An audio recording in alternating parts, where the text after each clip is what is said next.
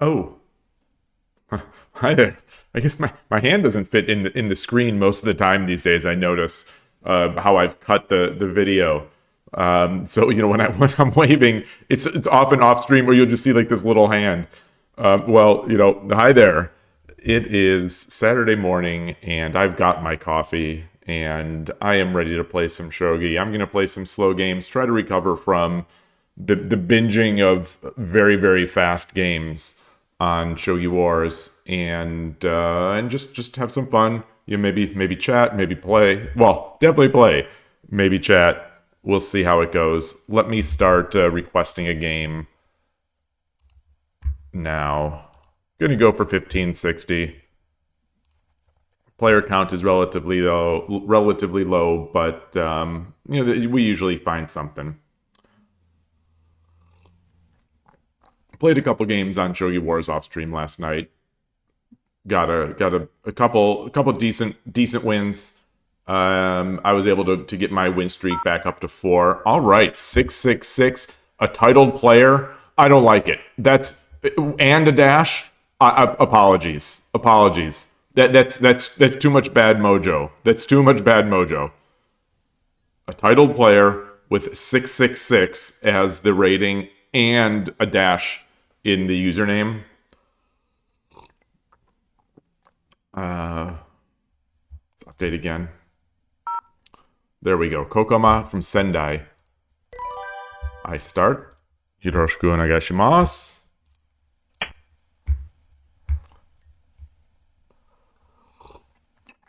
Also did a bunch of mate challenges last night. Before going to bed. So I did my regular routine of watching Ureshino-ryu channel, and then did these mate challenges. And as I've said, just despite the fact that I'm watching these videos on my phone, I would prefer to do problems at night on paper or on sort of ebook, so that I don't have that light kind of maybe impacting my sleep. But I did it, and I was reminded of there's a device. There's not prototype, but I think it recently just came out. I think it was a Kickstarter. I don't know, but oh gosh, it's my move. It's an ebook. Yeah, I'm not an Android guy by any means, but it is an Android device that is an ebook tablet. So it's an e-ink. I don't know if it actually qualifies technically as e-ink, but it's like e-ink in that it's not a backlit display like an LCD. Hey Novato, good morning.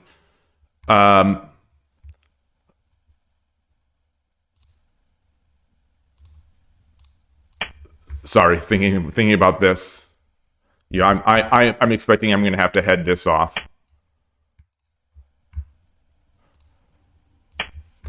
And anyway, so a friend of mine, former colleague, had brought it for me last time he was in town, like a month or so ago. Brought it for me to take a look at, and it's got the Play Store, or whatever you call it, support. So this is there are a number apparently of these e-ink devices, or whatever you would call them. I don't know what the technology is actually called if it's not e-ink. I think e-ink is also technically a brand / company. But regardless, that e-ink style, except that the tablet supports relatively high frame rates, and but he's like, here, just play with it. And he allowed me to install apps from the store, so I installed Shogi Quest. And it was so this is a grayscale device. Keep in mind, it's a grayscale, like e-ink style device, and Shogi Quest was glorious. It was glorious. So I was thinking, boy, I could get one of these and just be playing Shogi Quest anywhere without having to really be staring at a screen, without having a backlit screen. And the downside besides the price. The downside is that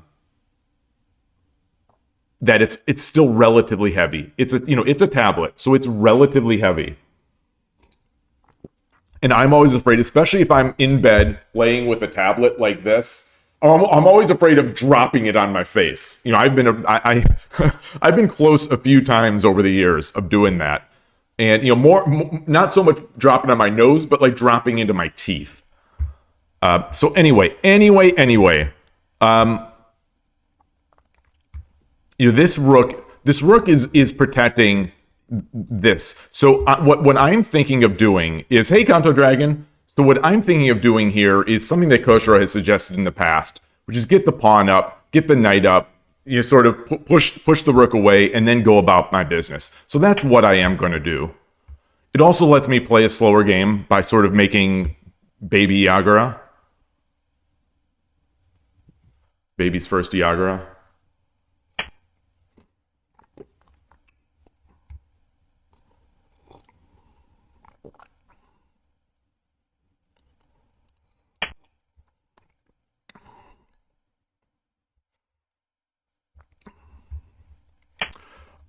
Also, so this is now I think a really nice move because it prevents bishop coming here. Also, it wins a pawn. Whether I want one of these pawns, I'm not sure. I think I do. I don't know if I already started this train of thought, but one thing, Koshiro messaged me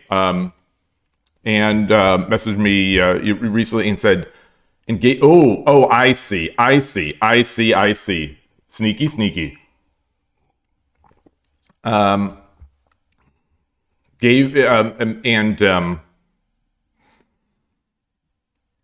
I'll think about this move before I keep talking. So my thought right now is that I take this pawn. He can't drop the pawn because I'm protecting him with the silver. I take the pawn. If he takes with the bishop, do I drop the pawn?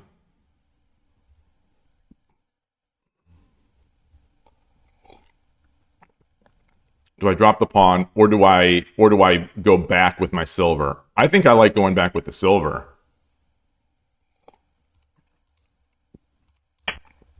I think I like going back with the silver.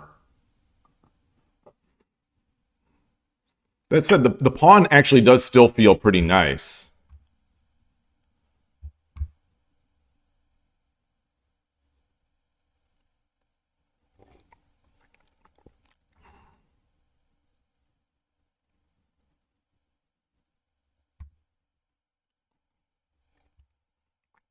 Because I do get this pressure.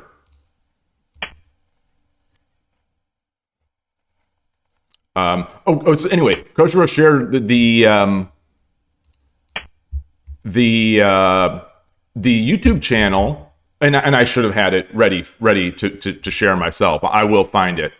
The YouTube channel of the inventor of the Ureshino-ryu, the Ureshino-ryu opening. And it sounds like, unless his bio was written a little later, but regardless, it sounds like he's basically around my age. So sort of middle-aged, closer to late middle-aged than early middle-aged. I guess that's a relative term. But he's got a beautiful style. He plays Ureshino-ryu and Torizashi, from the videos I've seen so far. So it sounds like, or it looks like, he was uploading YouTube videos like ending around 10 months ago. But he does live. So he streams, I'm not sure if it's every day now, but he streams on YouTube, as most of the Japanese shogi players seem to do. And I haven't watched too much of the VODs of the live streams. It looks like the quality might be very rough with a small board and a lot of text on the side. But regardless, I'm going to watch more of it. He has a beautiful style. It feels to me. I mean, not that I don't think Ureshino-ryu channel has a beautiful style, but there seems to be, and keep in mind, as always, I'm a low level grunt. I'm a low level Team Rocket grunt. Uh, the it feels so creative. His style feels incredibly creative to me, even though he's playing Ureshino-ryu Torizashi. And also, one thing that I've noticed, and this could be just due to a small sample size of me seeing few of his games, he he he jumps much more quickly back to central rook as soon as things get clogged up on the right hand side. And this is something that Koshiro has mentioned. And so as I was watching these videos, I was thinking like, wow, this looks a lot like, these games to me look a lot like Koshiro's Ureshino-ryu games. Which is basically one of the highest honors I could give to a style. So Ureshino-ryu channel, it has a similar rating to Koshiro as well. I think on 10 seconds. So the games I was watching were mostly 10-second, and he's 6 dan there. And boy, these 10-second games are good. So it's like, when I watch good players playing 10-second games, it's so, I should have come back to 2-6. The games, it feels like they have so much time and it's so solid. While I'm waiting for the move, let me get it. Let me get this channel. Let me link the channel. I hope this comes through. I hope the Japanese characters come through into Twitch chat. Okay, it looks like it might be tough. I don't know if you have to copy paste that, but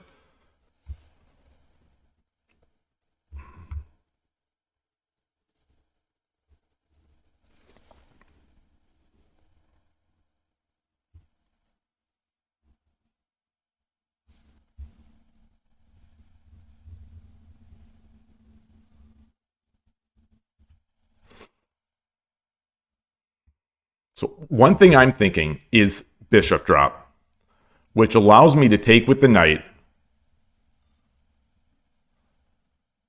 which allows me to start threatening in here.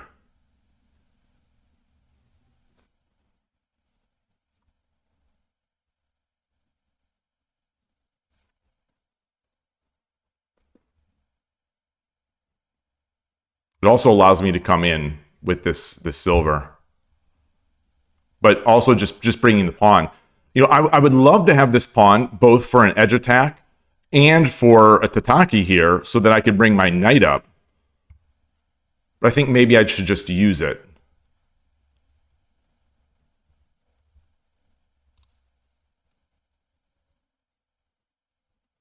That said, hold on. If I drop this, he could drop a silver right on my head.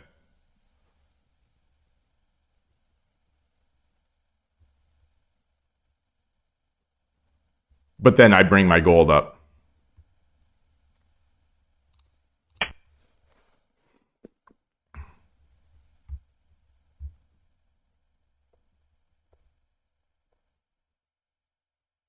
And I think his bishop is danger close to getting trapped as well. Okay.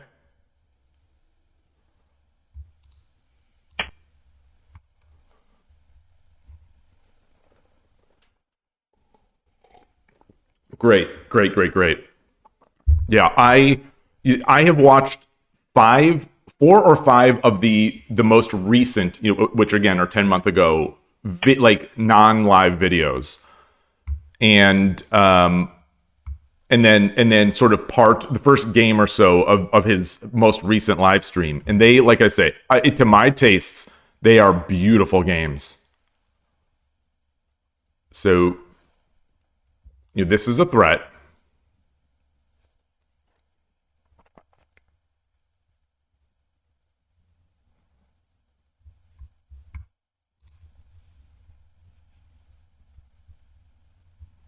If I bring my gold up, he can slam his knight in, or his silver in.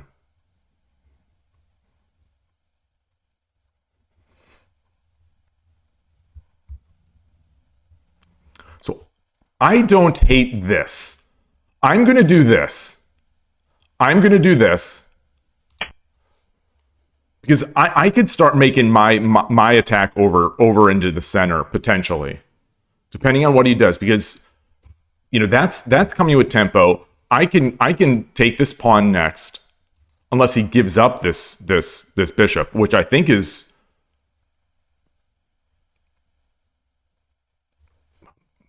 maybe an idea for him at this point.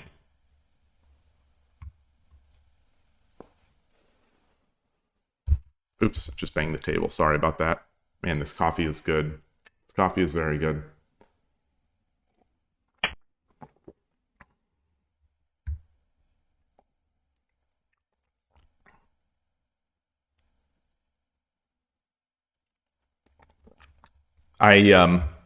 So this is, I think this is breaking down for the opponent. So I'm going to spend a little more time just to make sure I'm not missing something. Silver takes, rook takes, bishop pins. I think pin it to win it. I think pin it to win it.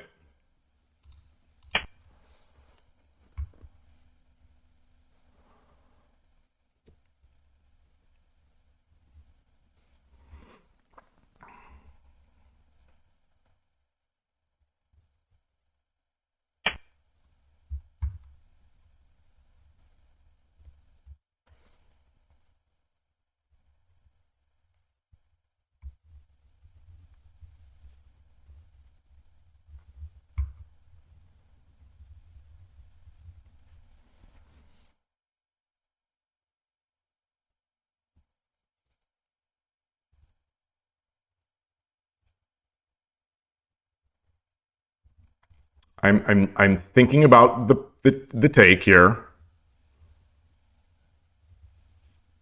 So I take the pawn with this. I unpromote.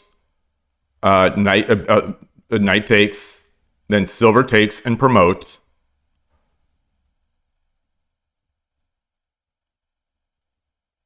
I'll have a knight and two bishops. I think I like this first, though. I think I like this. I think I like this.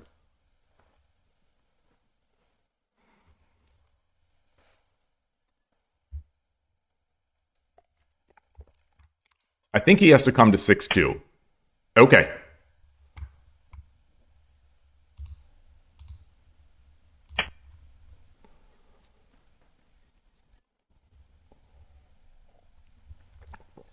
So I can continue to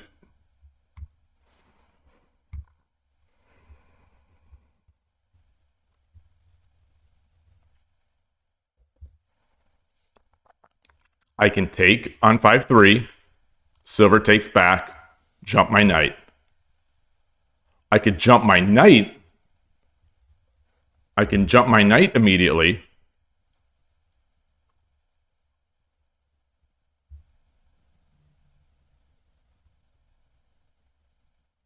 He takes, or he comes forward.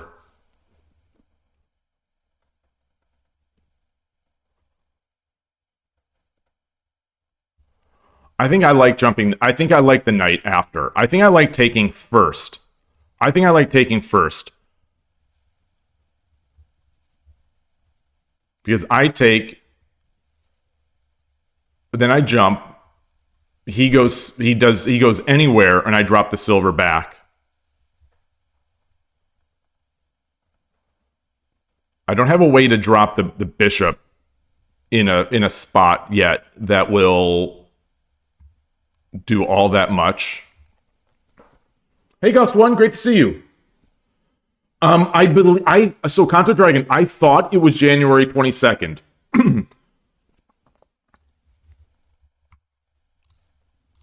I thought they did. I thought it was January 22nd.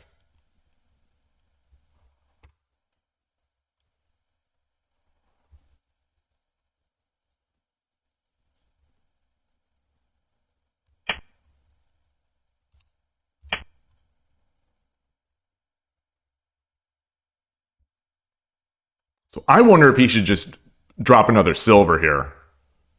Defend with another silver. Take the exchange. Yeah. Um,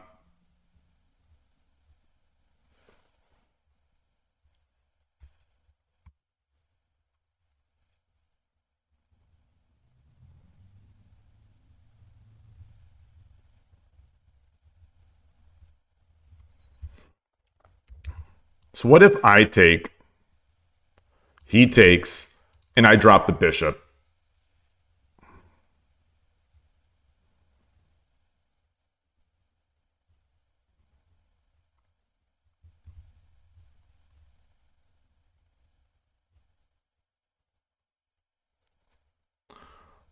I also have ways I think to get this. I've got to get this gold out of here. So let's do this.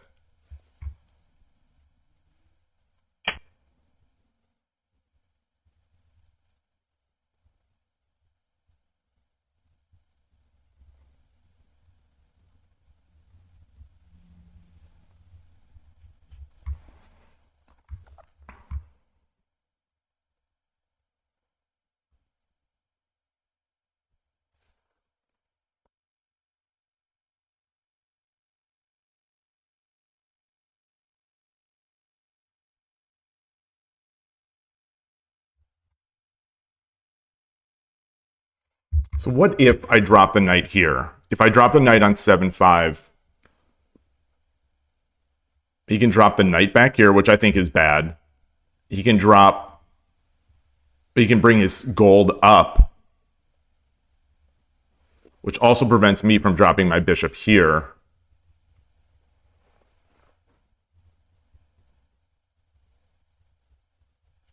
Can I do any sort of double threat? Like, I want to get my rook in. But if I drop a bishop here, there's no real...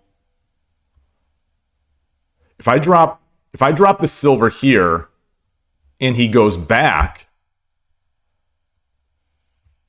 I promote. If I drop the silver here and he comes up, oh, well, that's what I said. I'll promote. If I drop the silver and he comes to the side, then I drop the silver or the bishop. No, the silver. No, the bishop. The bishop.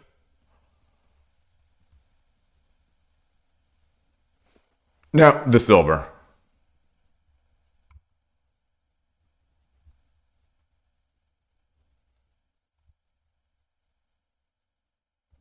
I like the bishop drop here to take the knight, but I think I like this more. I think I like this more.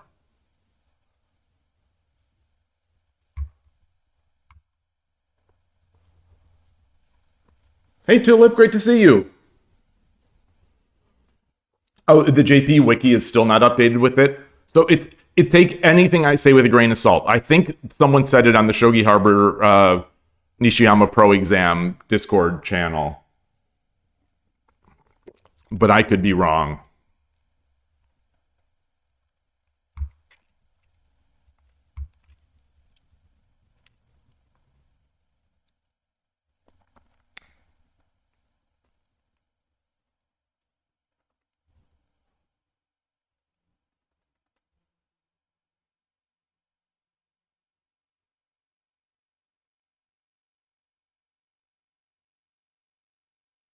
So if he comes forward, then what am I doing?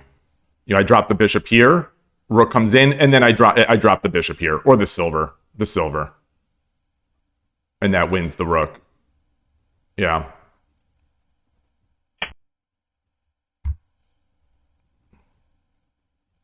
Okay. There's no threat. There's no real threat.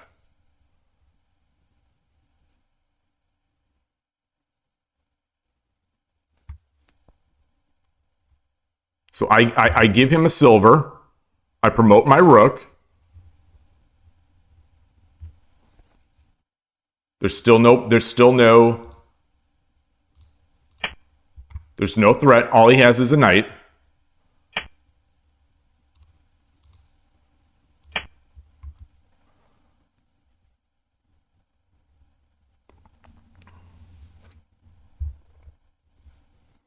So now we're at Byoyomi.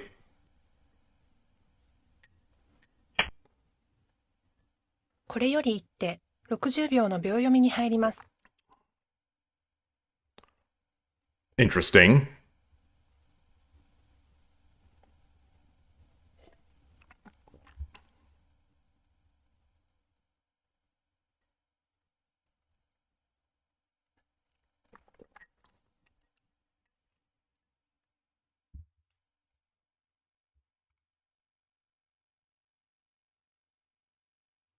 So let's get here first.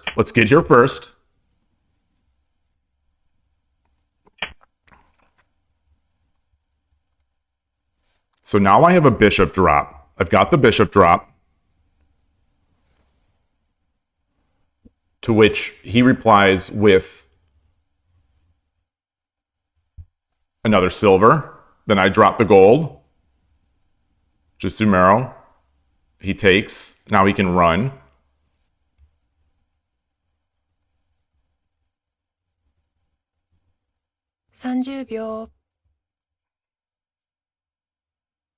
So I can do this.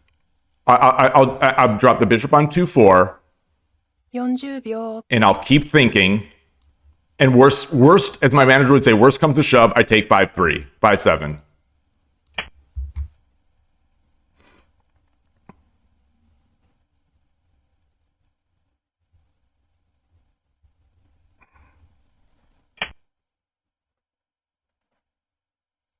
Is that mate?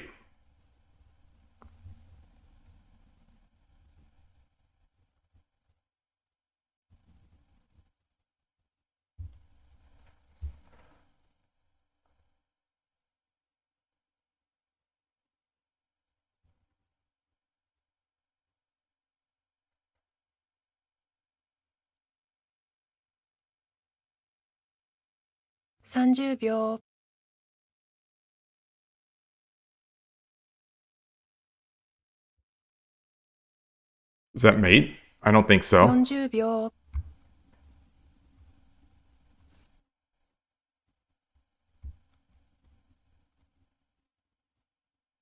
1、2、3、4、5、6。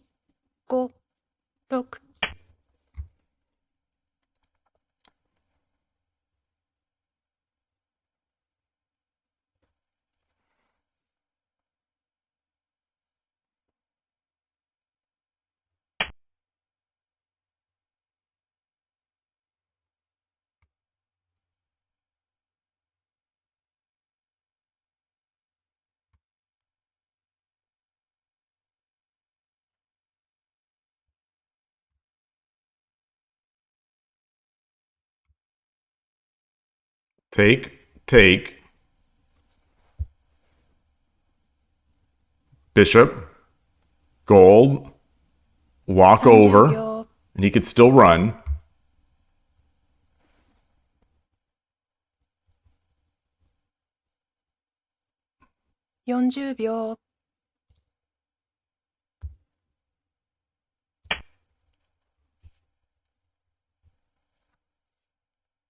So he can block it with the knight, which is fine, because now he has 0 pieces to attack with.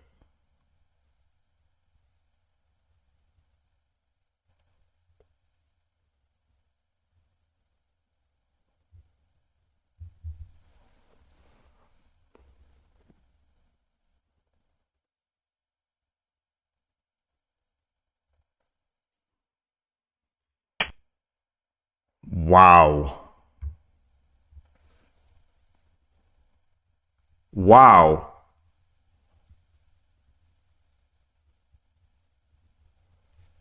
Can I be as slow? Can I just take the silver?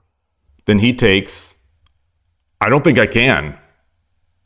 I don't think he has mate, but it sure feels like he might. I don't know. He doesn't. He definitely doesn't. 30秒。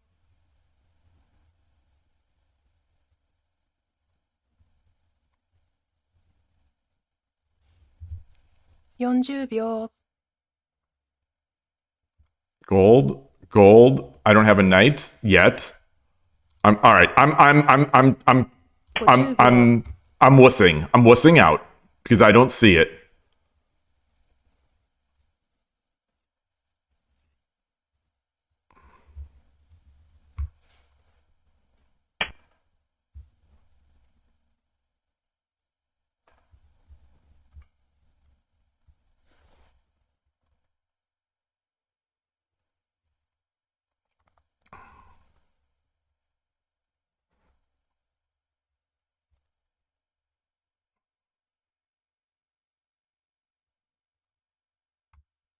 I'm thinking about closing the escape route here with a silver drop. I drop a 30 silver, 秒 then I bring the bishop over and then drop the knight. 40秒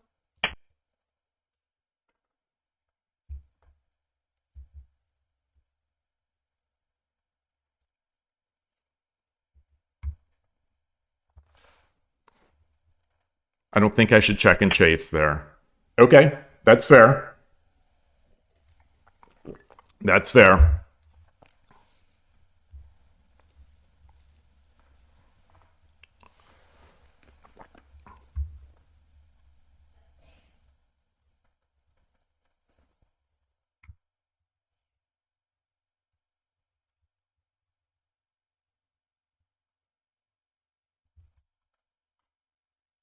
What if I do 30秒 attack here?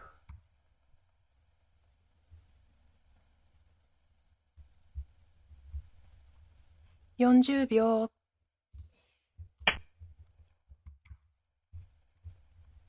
I'm getting danger close to getting forked with some of this. So I've got to watch out. Oh, that's nice.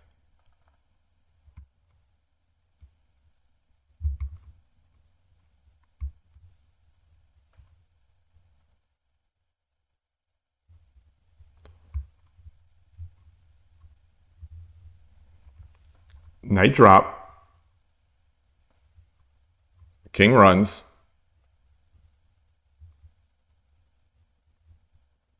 Gold drop. 30秒 Knight drop. If king runs, the gold drop here is untakeable.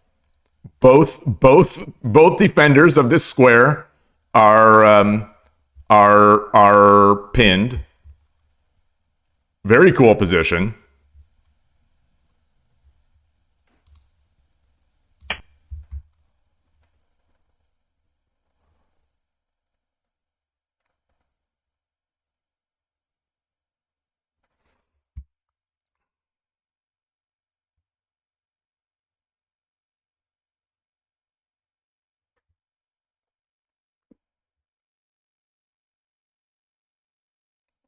Extremely cool position.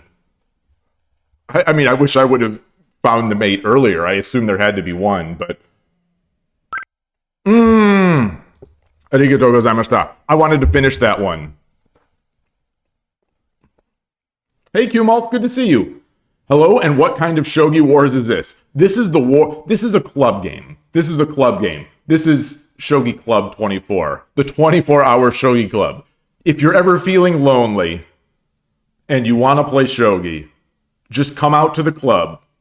It's always open. It's always open. Oh, what happened here? Wait a minute. Wait, what? Wait, what? I was down? There must have been a tactic that we both just missed. Ooh, these were the best moves. These were the best moves. All right, these last three moves, they were the best moves. All right. I feel better about that. Chinpan Monkey. Thank you for the first time chat. Welcome to the channel. Hope you enjoy shogi. Let's see what your question. Which openings or castles do I recommend for beginners? Boy, oh, and the follow. I really appreciate that. You are the second follower of 2025, and we're closing in on 310. It would be nice. Just a reminder, and like anyone who's been here for the past year, knows I try not to shill things. But if you would, if you're at all interested, I do have a YouTube channel. The link is below. Please, check it out and subscribe if you will. Not to be a shill, but I would love to see those numbers go up. To see those numbers go up, just to maybe get a little more visibility to the channel. So thank you again. But so your question is, what openings or castles do you recommend for beginners? This is a great question. I will basically repeat what some people have said before. Also, I have my own ideas as well, and I'll give them. But, I feel more comfortable in things that the stronger players on my channel have recommended. And I this is a loaded question, but I started with Nakabisha, which is Central Rook. I think that's I think this is a great opening to start with for a few reasons. And I don't hear many people ever recommending this, so I'm going to say it. Just as a start. Nakabisha for me, when I started it, one of the reasons why I started with Nakabisha was which again is Central Rook, where you move the rook over to the middle file. You push the pawn and then move the rook over, but it can be done in any order, depending on your style. There's Gokigen Nakabisha, there's primitive Nakabisha, there's all sorts of things. But the reason I had gotten into it was that someone had, what I now feel is erroneously, but someone had suggested that Nakabisha is a way to get out of opening prep in shogi.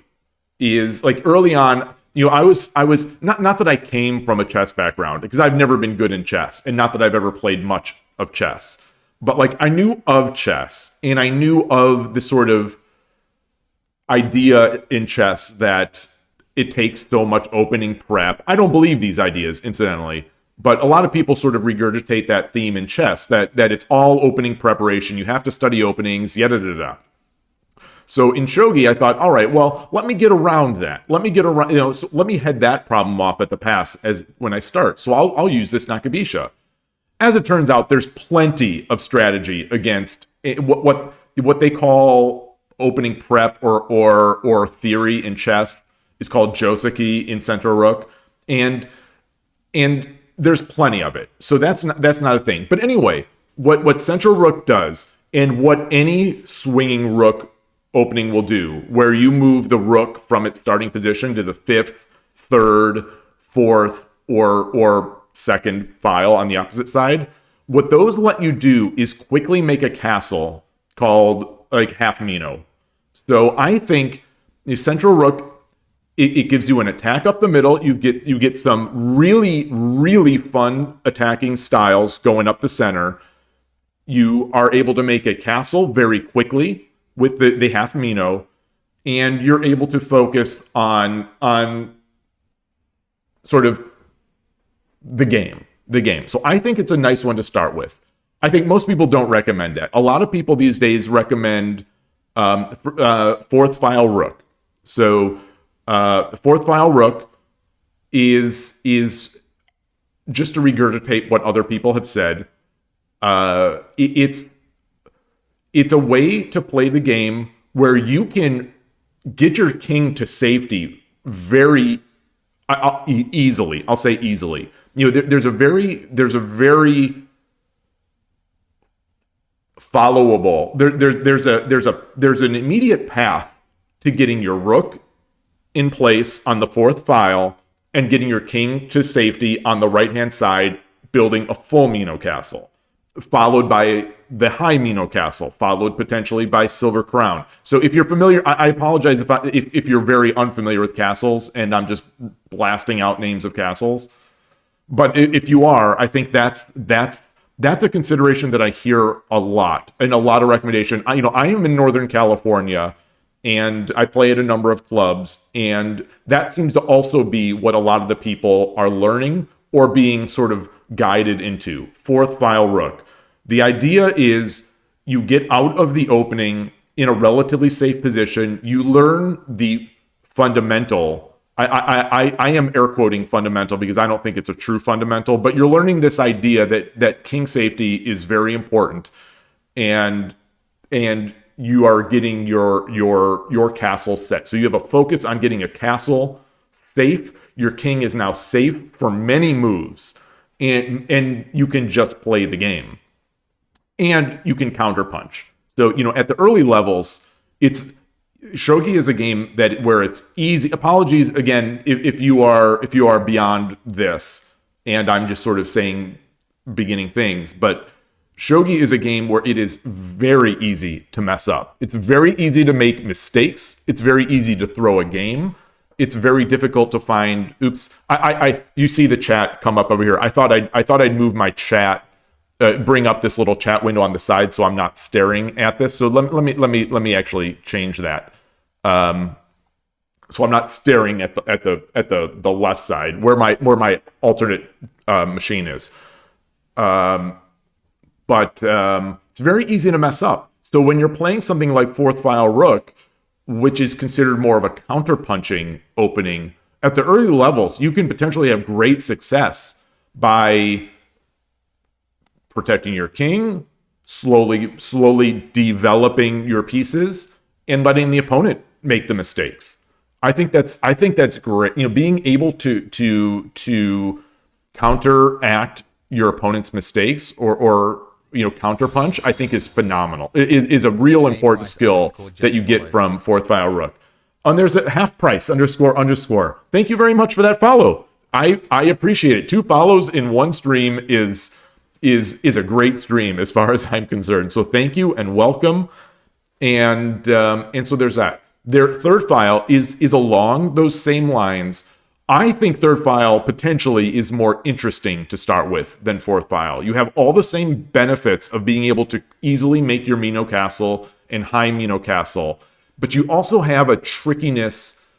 You have a little bit. It feels to me like you have a little bit more trickiness and a little more activity and a little more of a biting attack when you're attacking on that third file, because you get into a lot of tactics where your pawn is aiming at the square that only the knight defends. Sometimes only the knight defends. And you get some really interesting spots. The people I play the most at the various clubs around the Northern California are strong third file rook players. And so I have a lot of experience against it. Mind you, I have never played fourth file rook or third file rook myself. I have accidentally misclicked into fourth file rook, I think twice, and I think I've won both those games. So I think I'm an undefeated fourth file rook player, but I am speaking strictly as someone who plays against these openings. I think Ishida is more tricky to me, and it's tougher, but it has those same benefits of being able to make a solid castle. So there's that. Let me see what Tulip said. Tulip, you say that Nakabisha in particular was great because there was a lot of flexibility while still getting a very similar structure each game. So it was quick learn common ideas. Well said. Well said. And often in Nakabisha games, you'll find yourself moving the rook after that. So when you play Nakabisha, that does not mean you just plop your rook on the 5th file and it stays there forever. It's not just static rook on the 5th file. It is, as far as I'm concerned, it is a true swinging / ranging rook where you move that when appropriate to the second. I would often move it to the 2nd file, which is the opposing file. Third file is often, 4th file. It depends how the action goes, but it's a true sort of swinging weapon. And Tulip saying you pretty much never keep it on the 5th file. Yeah. Although the Tulip games that I've seen lately, you have been, because your attacks have been so strong going up the middle, which is the ideal. That's the ideal.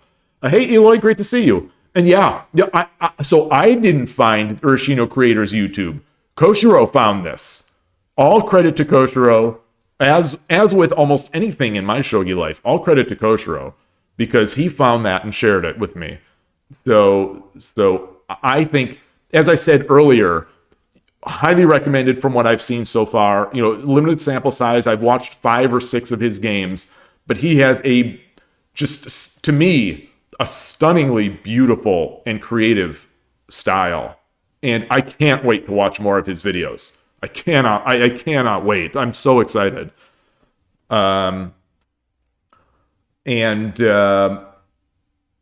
Tulip, you personally didn't connect with the way Shiken Bisha has to attack. And that's fair. I don't connect with that either. I connect more with Sanken Bisha, third file rook. So Kanto Dragon, you give the suggestion, if you're decent at chess, Ureshino. Yeah, so Ureshino-ryu. I agree with that. I think I agree with that. Though, I know a number of chess players who have done bogeying, and they're good chess players. They're good chess players. And so when I say like a good chess player, to me that means what they have. This means at a minimum what they have gotten out of their system is flat out blundering and hanging pieces. So the really good chess players, in my experience, have immediate shogi full board vision. They don't hang pieces. They don't make one move stupid tactical blunders. Like, these are the things that I do, because I am not a natural at any of these games. I'm coming into these games late in life. And so I still don't have that. I will still blunder one move tactics. I will still hang a piece, quite often. Everyone will. But like, I will relatively, that's not uncommon for me. But the chess players, they may not know the joseki. They may not know some of the pawn little tetsujis or whatever, but they don't blunder their pieces. They're playing solid shogi from the beginning. And I have, in my experience of playing new chess players, I have struggled with them from day one. As soon as they come to the club, and often they will quickly surpass me. That said, I think I also know a couple chess players who came in and moved to both third file and fourth file, and they're doing great. So long story short, the shogi openings are so varied and flexible that I think someone coming from a solid chess background can enjoy any of them. It's just a matter of can enjoy and succeed in any of them. It's just a matter of finding the one that you gel with. So I would say try them all. So when I say try them all, like, there's a great example of that is a fellow streamer, Western streamer, Killer Ducky, who used to stream shogi a lot in the past, and now he's back to doing it again. 3 games of Shogi Wars, pretty much a day. But when he had started streaming shogi, he was playing like on 81 Dojo and Shogi Club 24 and Shogi Wars, and he was trying everything. And he's strong at every game. He's a 3-dan at least in Go. I think he's a chess expert in past years. He's really good at backgammon. He's a great game player, and he was streaming really interesting stuff because he was trying everything. He was trying everything, and I think he found the things he preferred, but he did well with all of them.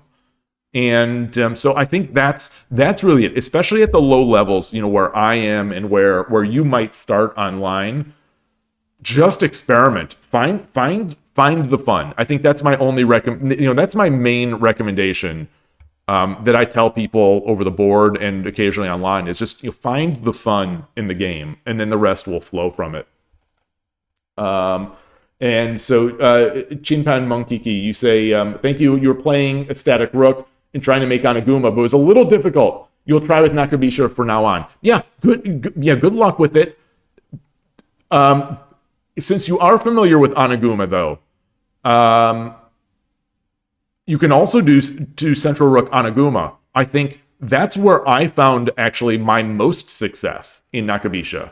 Is once there, I was inspired by an online player, Gabriel Angelo BR13, a young Brazilian player, who played a lot. I don't know if he still plays it, but he played a lot Central Rook Anaguma, and I started getting into that. And I've had some really nice wins with it, and I really enjoy the games, more importantly. And so you might also want to give that a try. You know, if your opponent, well, I guess you could do it in any, you can do it, it's Central Rook Anaguma. You know, if the opponent is playing Rangy Rook, you can make your Anaguma on the left. It's a little tougher sometimes. If your opponent is playing Static Rook, you can make your Anaguma on the right.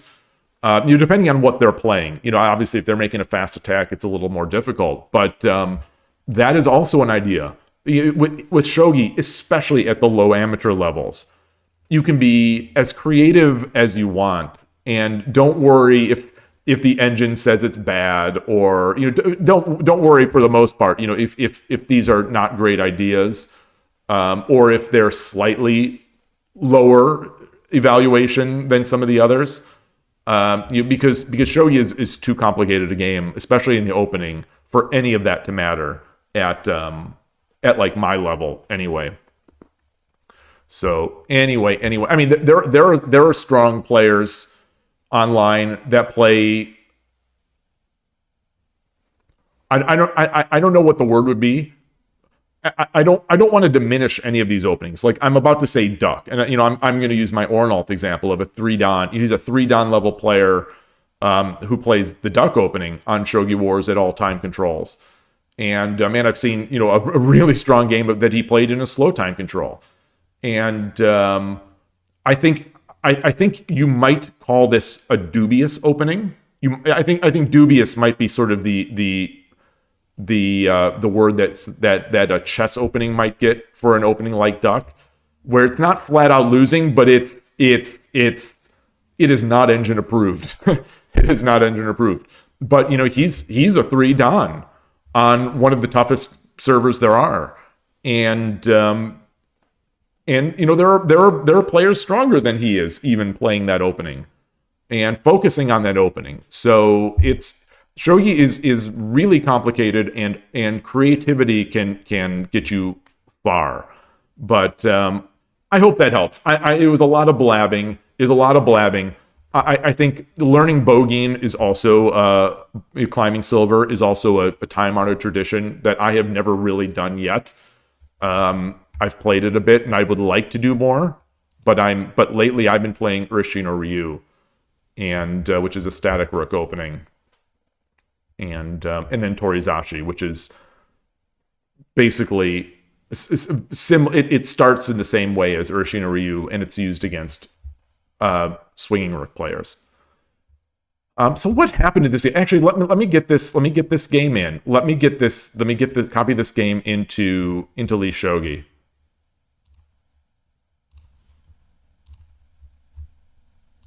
And let me change my scene.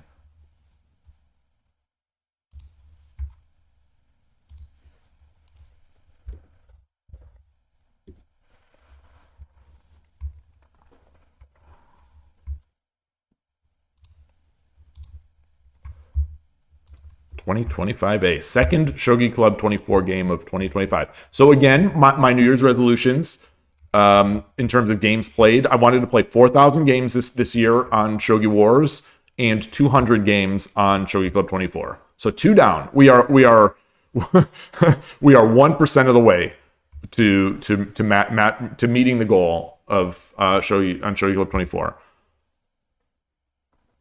So what? I'm going to push through moves here before we look at the end. No, because this might take longer. I want to see what Tulip had suggested, or Ghost1 had suggested, of the post-game analysis. So you think it was Tsume instead of Silver 4-5. Let's look at that. I didn't see it, so I thought I'd surround the king. I might have even said, maybe I can check and chase here. Where is that silver drop 4-5? What is this? Oh, this is not the game. I really dislike that. You know, it's a minor thing, but it's an annoyance that bites me every single time when I add a chapter. You know, when I add I import a game and then I add it to a study. The study is opened, but the first game in the study is focused where I'd expect it to be the game I just imported. So it's always like, wait, where's my moves? So where's Silver Drop 4-5? I'm not seeing it yet.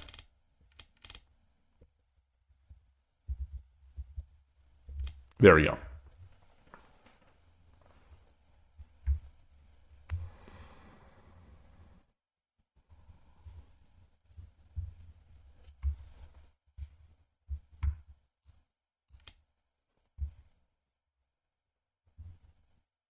Is this just it?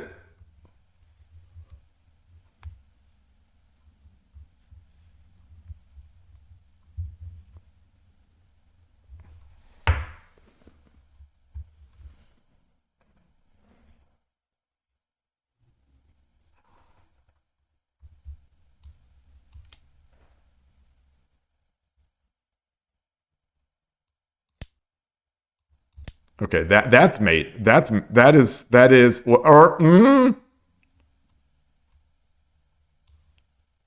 hold on.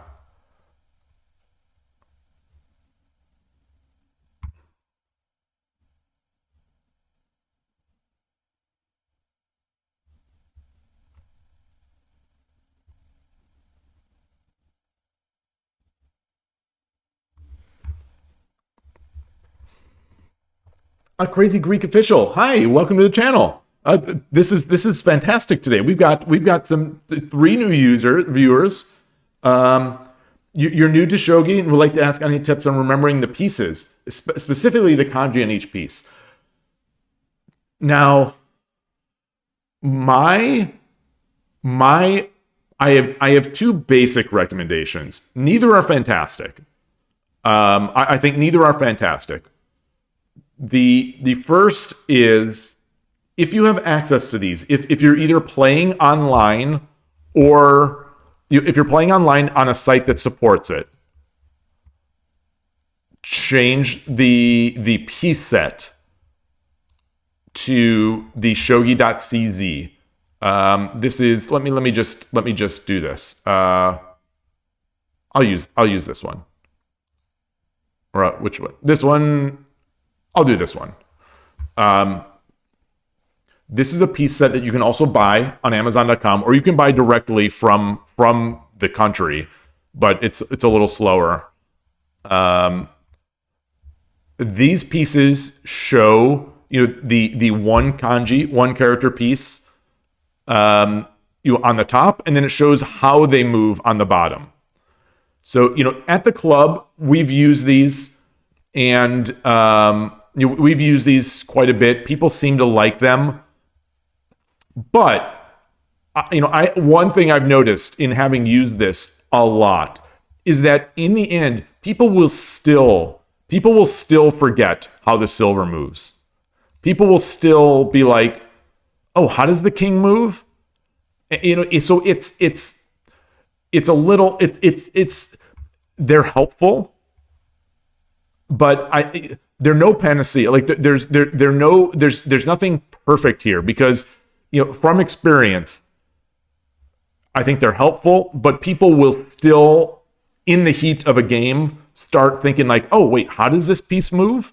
And then what I'm learning now, I don't know, I don't remember what it was like when I was learning the pieces, so I don't have that recollection, but in my experience in showing the game to new people, like we had a festival. There was a Japanese festival where we showed 1 billion people Shogi.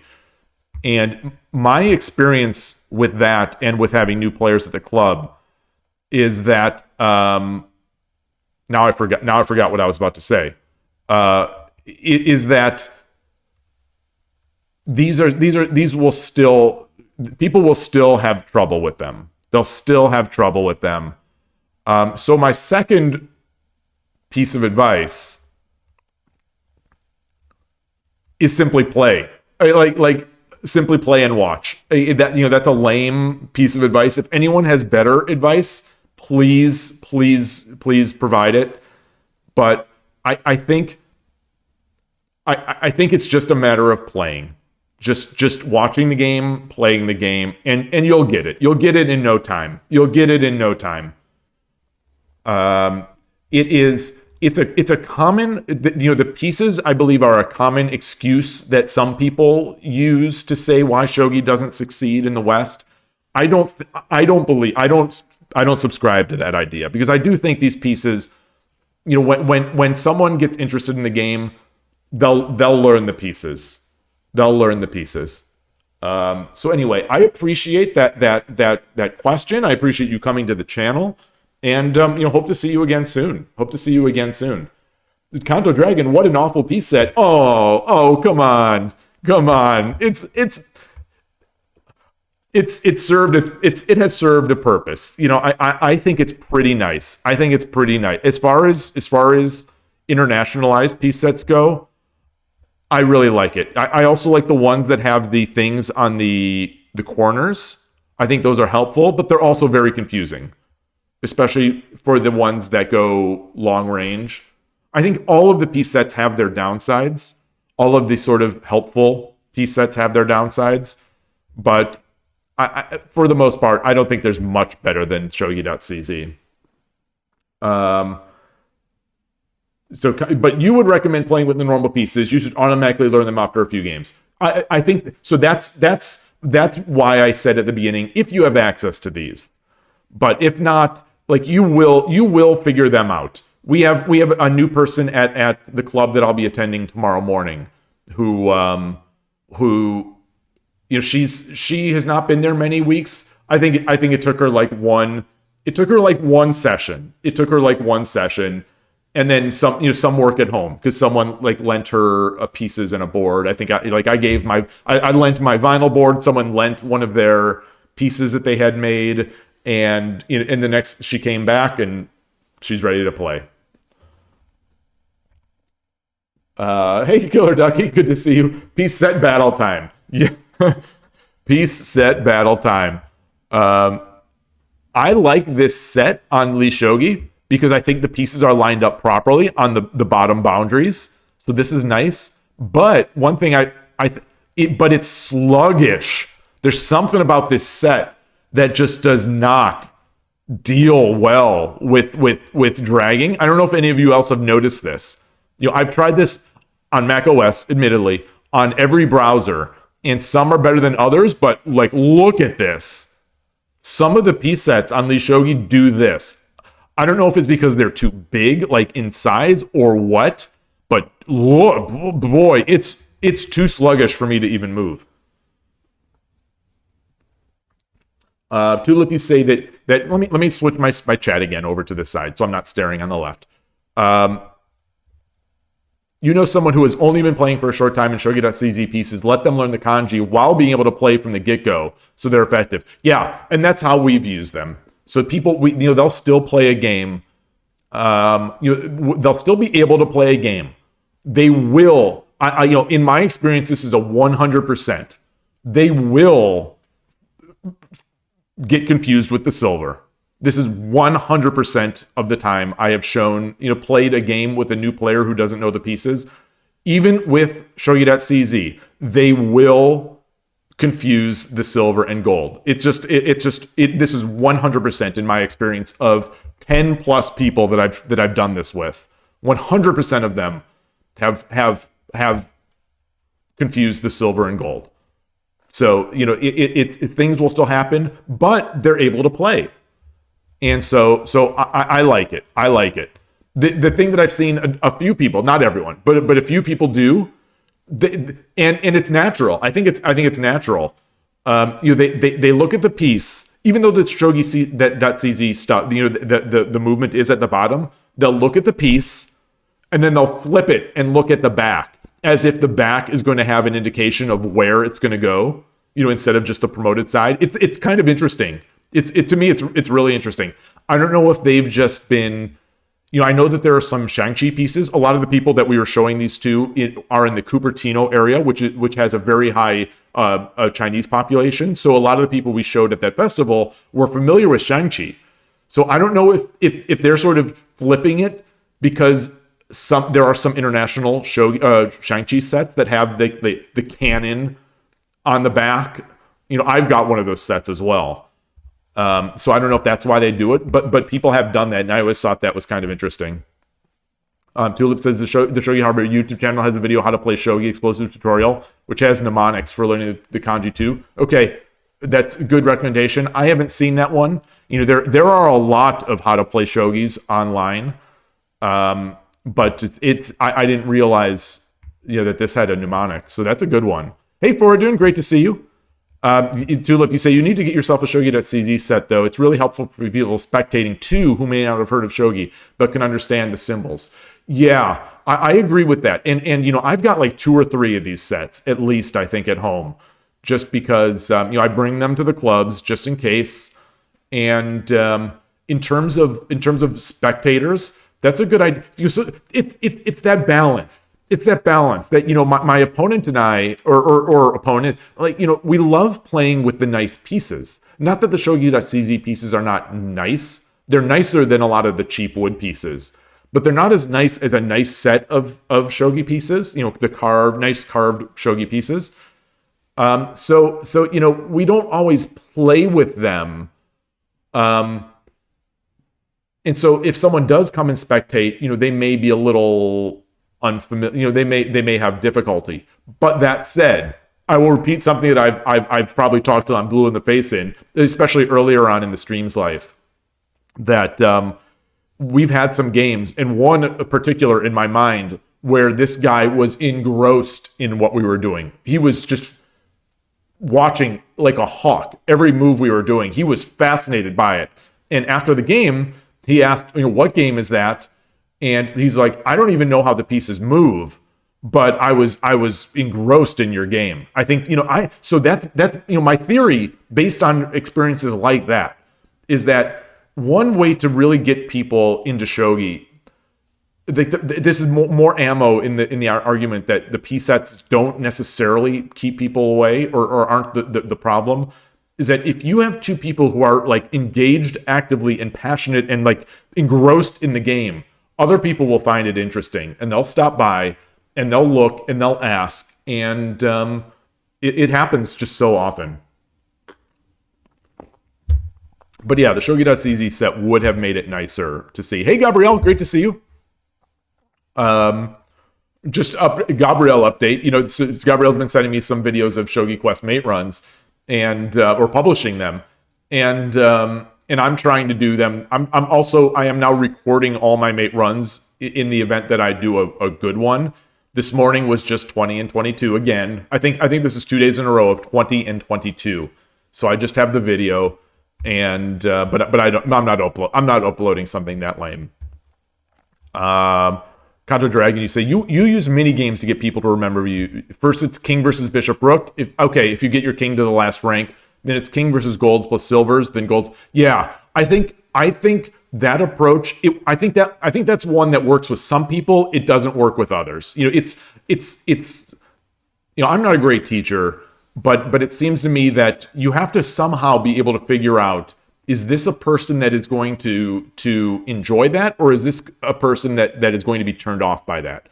Some people, even if they don't know how the pieces move, in my experience, at this festival and at the clubs, some people want to play the real game. They want to play the full game, even if they don't know how the pieces move. They want to play the game. They don't want to play handicap. They don't want to play sort of mini games. And some people want to play the mini games. Some people, want to play handicap. It's a matter of somehow figuring that out early on with the individual person that with the individual student. I'll use that word.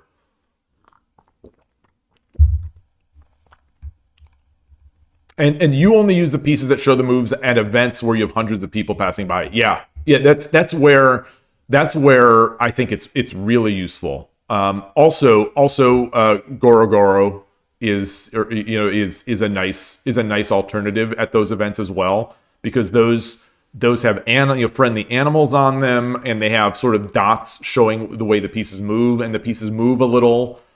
The pieces move even more inflexibly than normal shogi pieces. So that's a nice one. The problem that we've had in the at that event where we had Goro Goro is that you'll get a couple kids or a family monopolizing it for so long because it's really fun and the kids love it. So it's like it's hard to get anyone else activity on those Goro Goro sets because they're such a hit. Tulip, you say a lot of the people you've gotten to try shogi from chess servers are very insistent on playing a full game. Yes, yeah, I think chess players, in my experience, are that way. For the most part, I am certainly that way. I don't want to play handicap. I don't want to play training games. I want to play the real game. That's just the way I am. And we have another first time chat, Surge Bringer. Welcome. Good. Nice to meet you, and hope you enjoy shogi. You say still it's hard to play with your friends because of how complex it is to remember the pieces. It's getting friends or family to play is a struggle. The struggle is real, as the youths used to say. People still may say that. I don't know, but the struggle is real. I know it from firsthand experience. Trying to get my kids to play, trying to get my family to play. It is not easy. And yeah, so I don't know if it's worth, how much, it depends. I mean, you got to try with your friends, but it may be worth finding some additional friends to do it. I think one thing I've recommended before, based on the fact that I've heard it, I've seen it, I've seen that it's been successful. And in my mind, I think it should be successful, but it's putting a meetup notice somewhere and going and sitting at a coffee shop with your board out while you study some tsume and wait for people. You try to find new players and just hope that it happens. And I've heard of it happening. In the club I go to, it happened, but it's tough. It's tough with a niche/fringe game. It's tough with a niche/fringe game that has a very similar game that is extremely popular throughout the entire world and is also a very great game. It's hard, but it's worth it.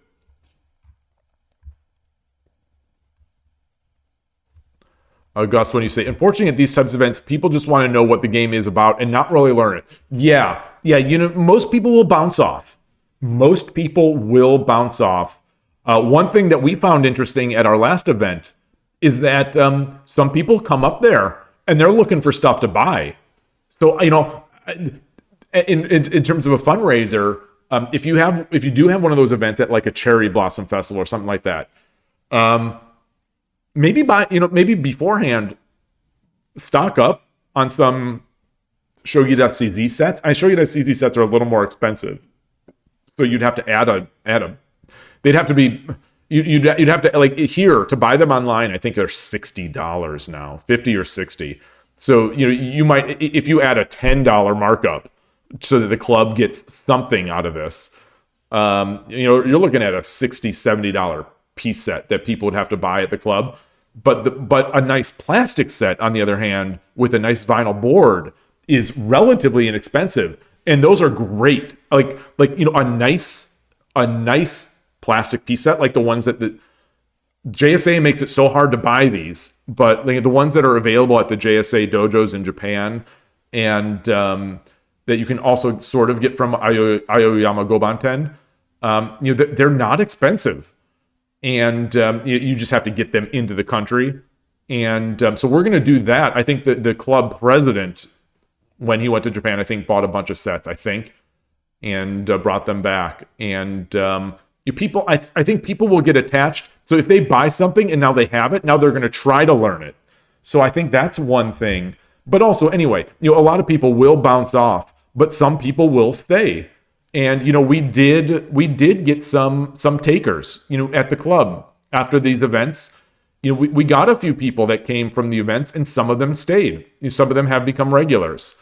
Some of them didn't quite become regulars. Some of them had their ulterior motives, like he was selling a video game, like a Go related video game, but he came to a bunch of club meetups and then stopped. But yeah, it's as with any game. Chess is the same. You'll have people who are interested and then they'll bounce off. But that's just the nature of these games. You just have to keep, I think, getting yourself out there.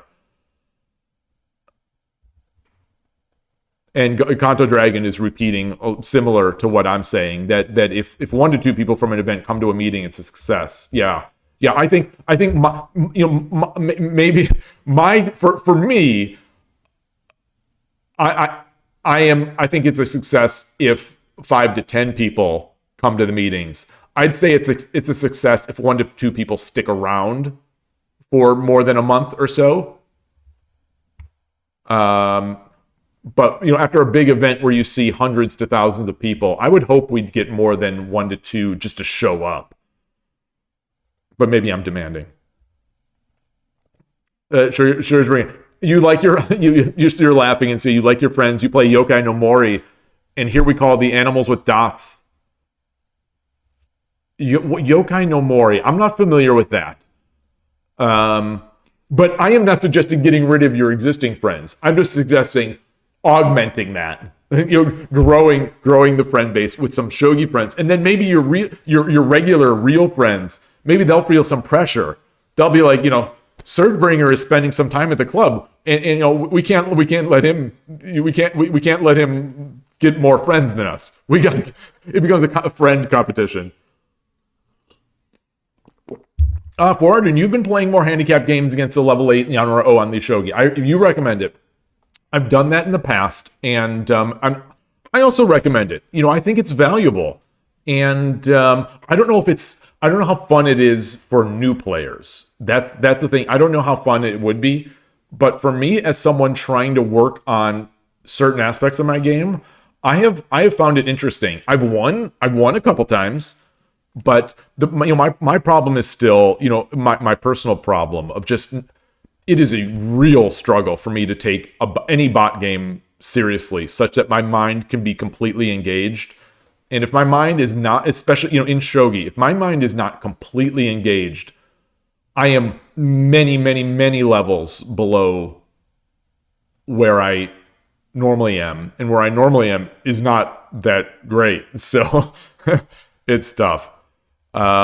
Kanto Dragon, you say that you personally also had some success making people play full game, but you're giving them 3 propositions for the move and explaining the idea. Oh, I like that. I have done that. I have done that myself once at this same festival that I'm talking about. I don't know why I started doing it. I think why I did it is that the player was paralyzed for choice. I think after as we started moving pieces, like very early on. In what would still be called the opening, this player was paralyzed for choice. And so I somehow it came to be like, well, you can move this because of this, you can do this because of that, or you can do this even because of this.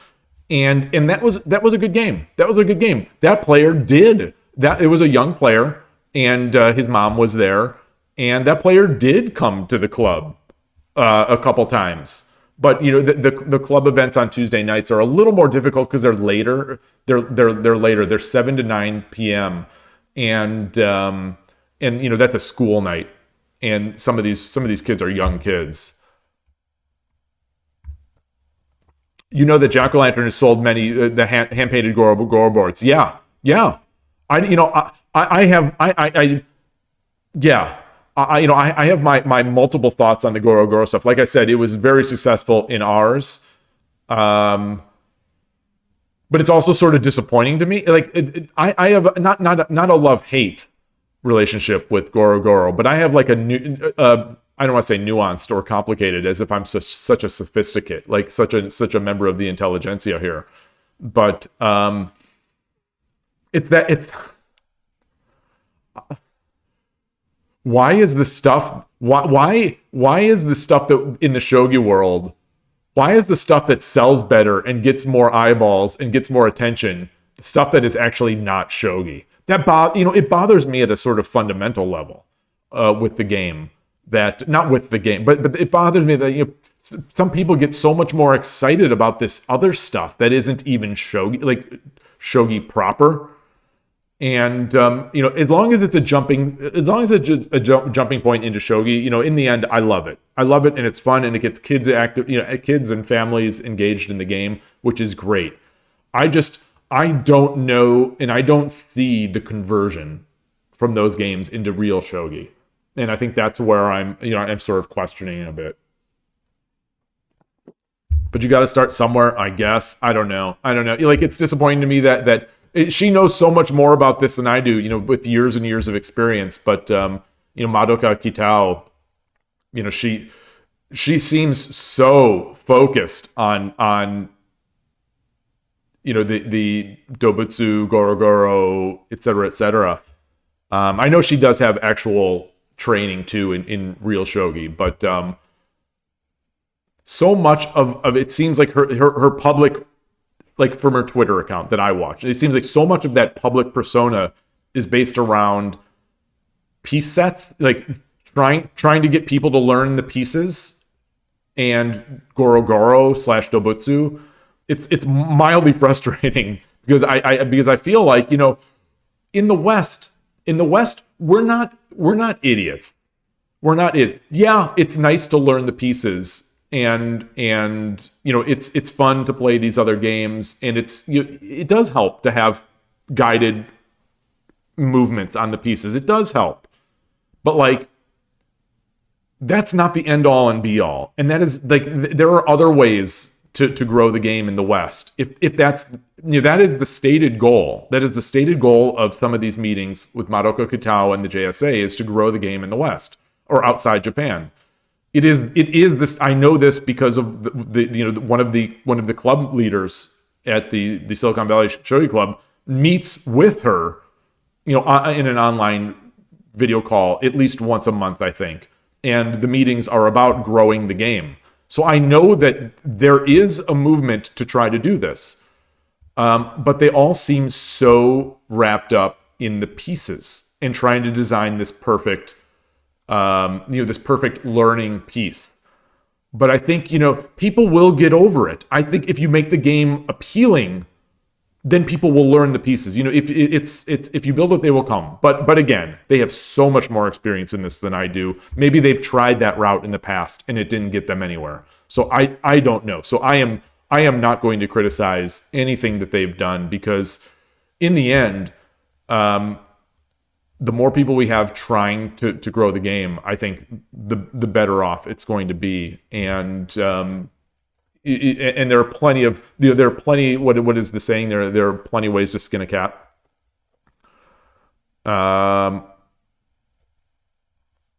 Surgeman, you're a regular at your club from an event. Oh, very nice. I'm curious if your name has anything to do with the video game Surgebringer. Just asking. Like, are you the developer of that game? So Ghost1 says, Yokai no Mori is Shogi Dobutsu and Gorogoro. I see. Oh, is that Shogi of the Woods? Like Shogi of the Woods?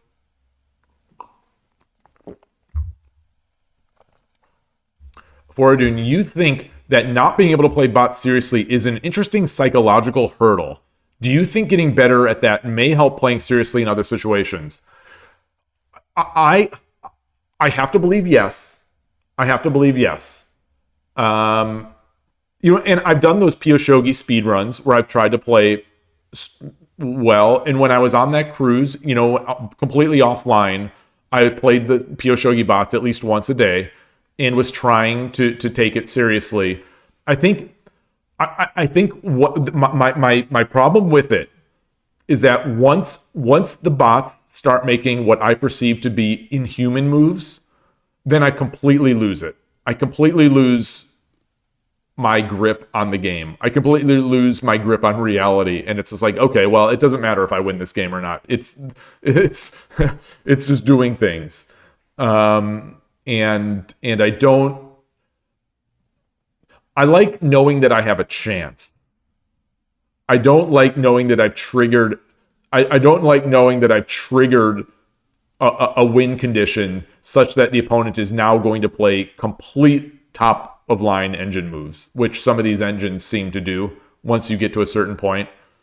But anyway, being able to start taking those most seriously, I think will also help me. You know, one thing I've also talked about is playing new players. How when I go to the club and I play someone who I perceive to be new to the club, I struggle mightily because for whatever reason, I don't play my opening. I don't play solid moves. I play speculative moves. I don't have a great reason for it. And it's very, so I think it's a similar thing going on there mentally that I'd like to potentially solve. But like I said earlier in the year, my plan now is if I go in and I'm playing a beginner, a known beginner or an unknown beginner, is someone new to the club or someone that I know to be a beginner, I am going 100%. I'm going 100%. I am playing my stuff. I am playing honest moves, and I am not going to. I'm going to go. If it means I win in 15 moves, so be it. I'm going to play for real. I'm going to respect. I'll say respect the game. Not that the other games are respectful, but I'm going to play my best. Because the alternative is to play ridiculous moves, and then lose, and then hate myself for the next 2 weeks. That's the alternative. Okay. It's not at all. It's inspired from Brandon Sanderson books. Okay, I'm not familiar with that. I'll have to look that up.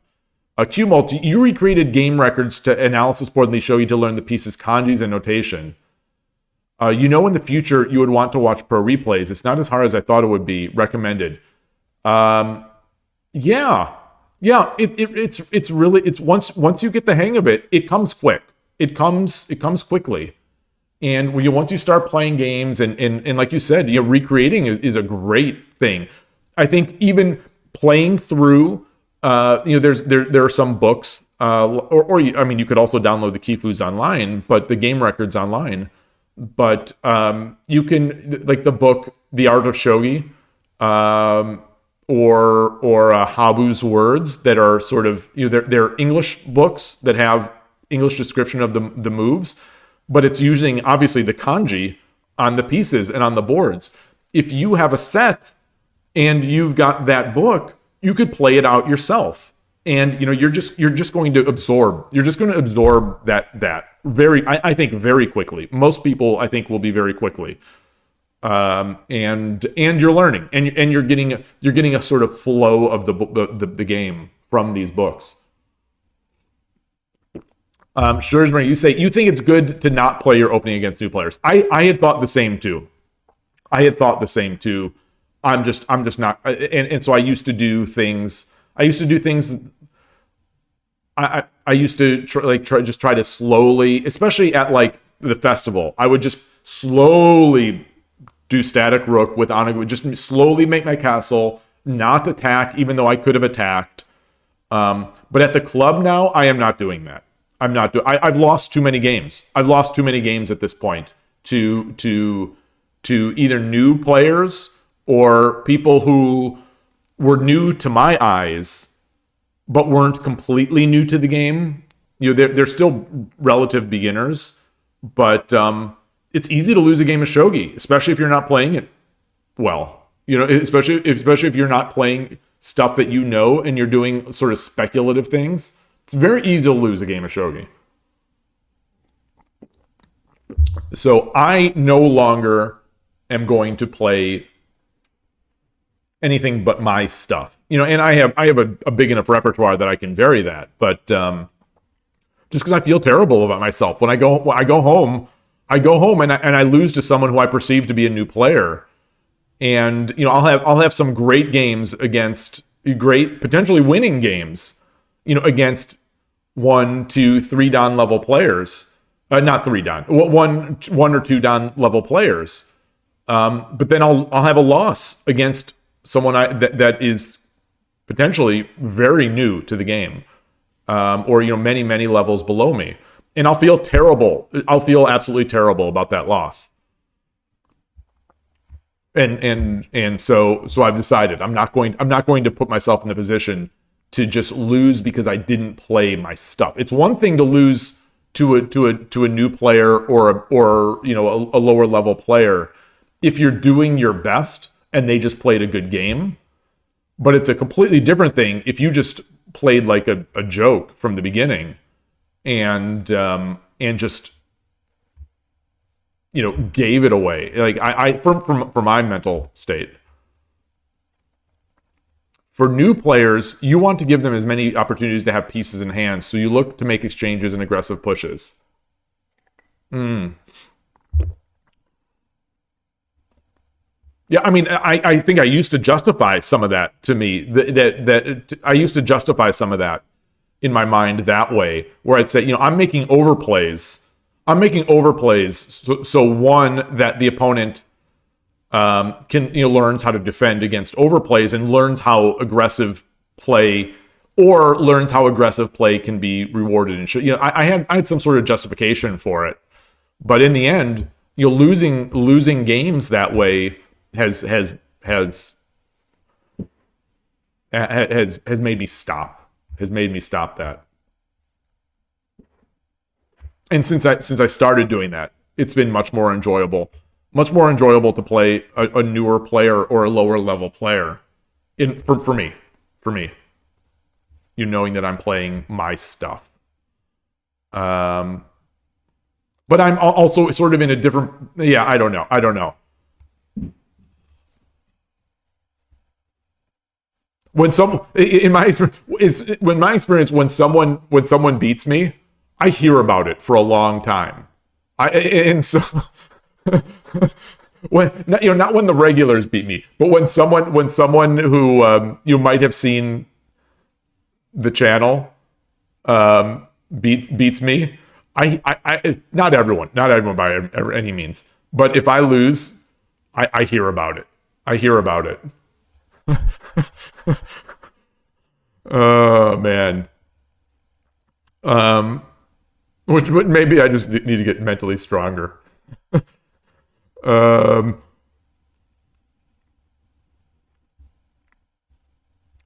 you, Serge Bring, it's about experienced players trying out strategies that are not used. Yeah. So one thing I've found is that I think I like to use. I am liking trying new strategy against people at my level. I am finding, I lose. I'll lose to these people, but I think I get a better sense of the opening that way.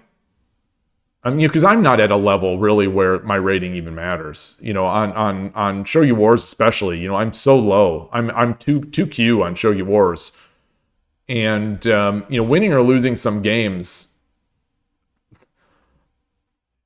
In the grand scheme of things is very low. And I mean, even on 81 Dojo, where I'm actually close to 2 Dan, it doesn't matter because it's just a relatively low sample size rating.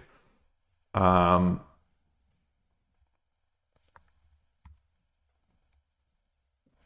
the people that I know that are in the super high, 4, 5, 6 level Dan on 81 Dojo, a good percentage of them seem not to even care at all about their rating. So what does that say? What does that say that someone is so good and they don't care about their rating, but it's the people like me who are not good, but we're thinking, stressing a bit about our rating? I think that's an opportunity for improvement there. Just to not care so much about it. It's hard. It's easier said than done, though. Because like I've said before, one of the enjoyments of these types of games is the self-improvement aspect, or the sort of journey to improvement aspect of these games. And the external manifestation of your improvement is your rating. So you have a measurable way to say, yeah, I did improve in 2024, or no, I got worse in 2024, that kind of thing. And that's by looking at ratings. But anyway, it's, yeah. Fortune, you think it's okay to not play your opening, but that doesn't mean you have to play nonsense. 100%. 100%. And that, again, is an area for improvement. I think, for me, it seems like in those situations, and again, I don't have a great reason for it, but when I am doing stuff that is not in my repertoire or is outside what I normally do, I just start getting hyper speculative. I don't know why. I just do. And so that is where in those games I need to not. So anyway, it's all good. So I am before. Wait. So we didn't even review this game yet. We didn't review this game. So I'm still trying to find that mate. Ghost1, I think, said the night drop was better. So in my instead of Silver 4-5, I think Ghost1 said the night drop 4-5 was better.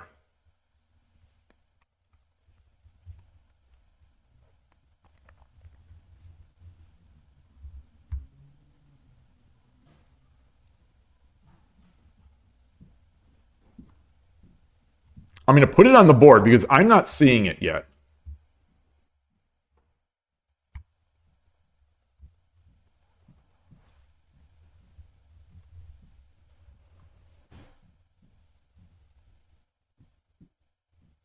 The king can't run this way.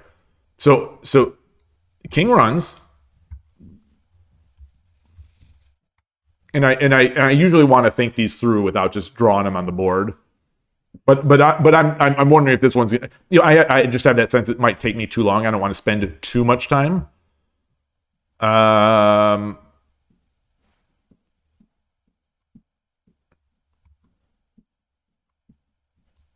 Silver takes, king takes.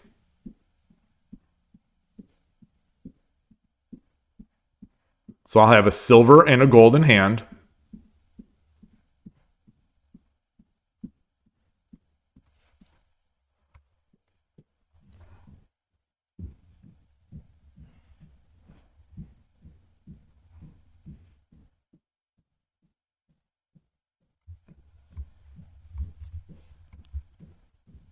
So I'm gonna draw it out.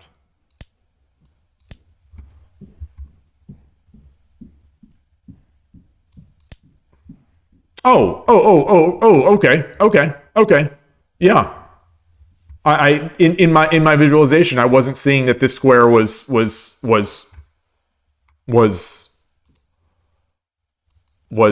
protected. And so it's the same thing here.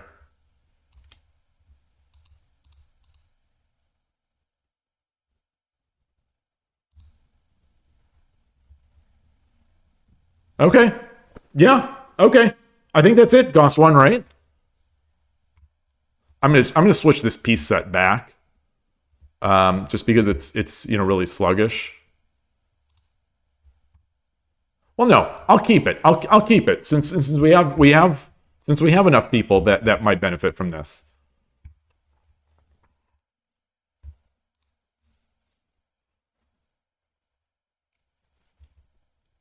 And just to shill that YouTube channel again that I mentioned, it's below. You please like, subscribe, ring the bell. Actually, you don't have to ring the bell.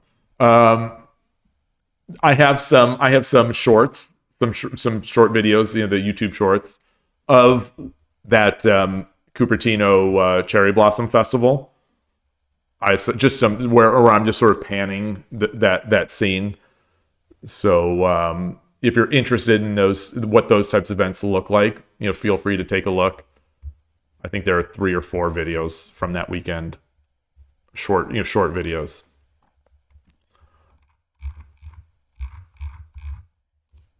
So where did I go wrong?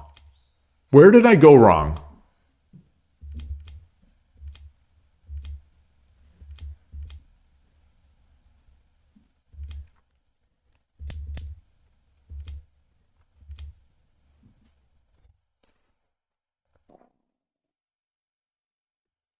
This seems normal to me. We're on move 24. I'm gonna cheat over here. See where? Okay, so move 35, and then move 48. Those were the lowest. Move 45 and move 38. Move 48. So we play through.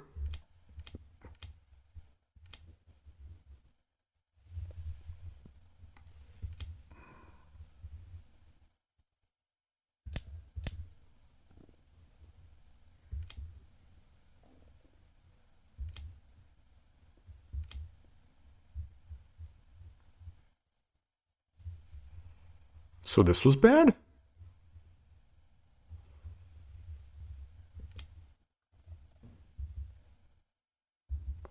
Should I have just taken that pawn? I guess that makes sense. Probably should have just taken that pawn.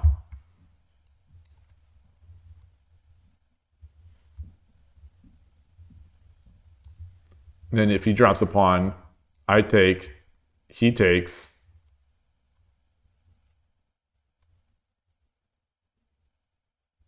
And then I drop the pawn again, and I can come back. Right? All right, well, let me flip this. So I am Gote here. Okay. So it was this move that was the according to this engine anyway. This is the one that flipped it a bit.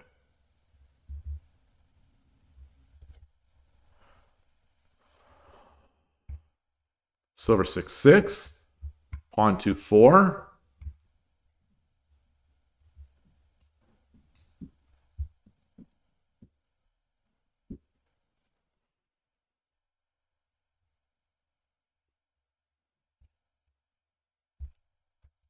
So what's the idea?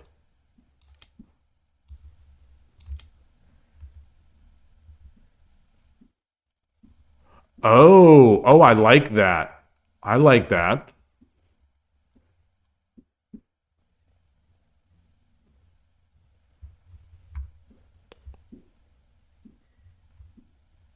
Just out of curiosity, what if he does do this? The engine was calling for rook 9-2, but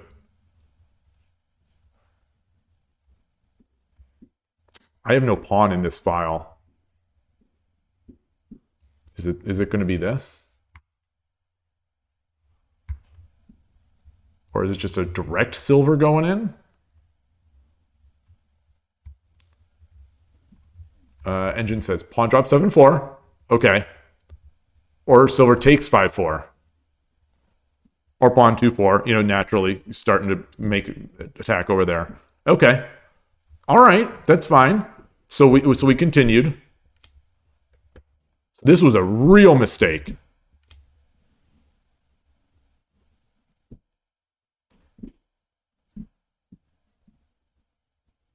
Wait, what?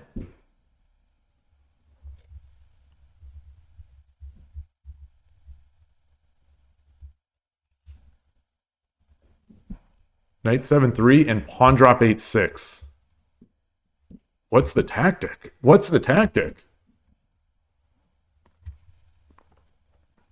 I'm guessing with a -5 eval, I'm guessing that means I'm losing one of these silvers. I'm losing the silver.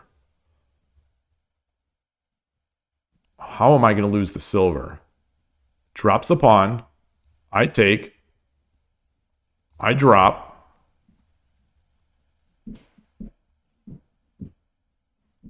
He comes back. It's still protected by the knight. No, he can't come back because my knight is watching. Good. Let's do the knight jump immediately here. Silver 7-4.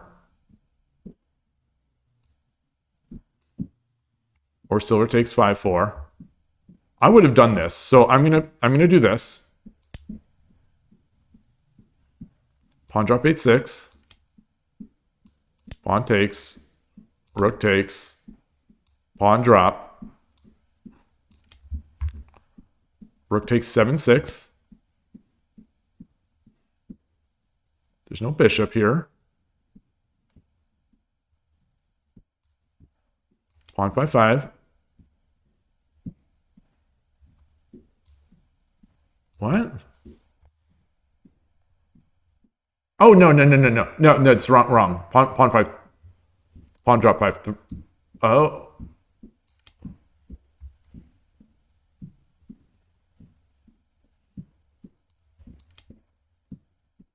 I'm still not seeing it. I'm still not seeing why this is so bad.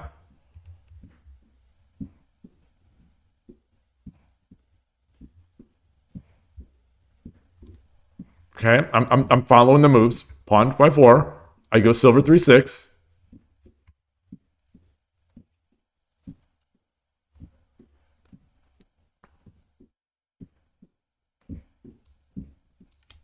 Rook 7-4.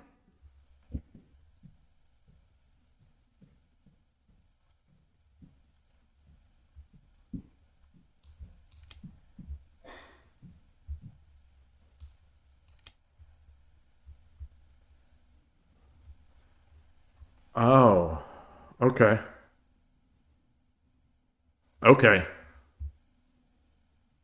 Okay. Wow. I don't blame my opponent for not seeing that. But it is this kind of thing that always scares me when I move my knight up. Wow. Okay. Wow. Wow.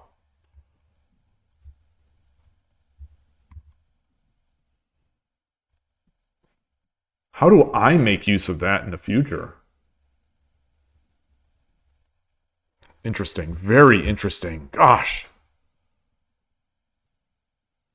You just kind of bully the pieces around? You bully the pieces around and then eventually you just have a death blow.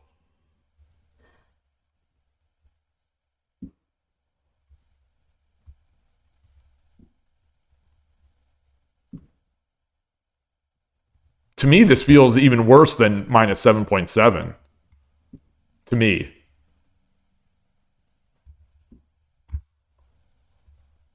All right. Let's play another game.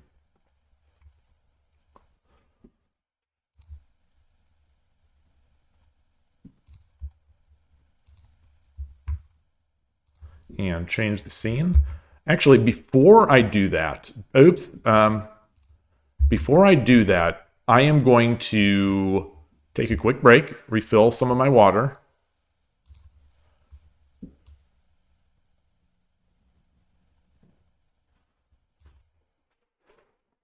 And be right back.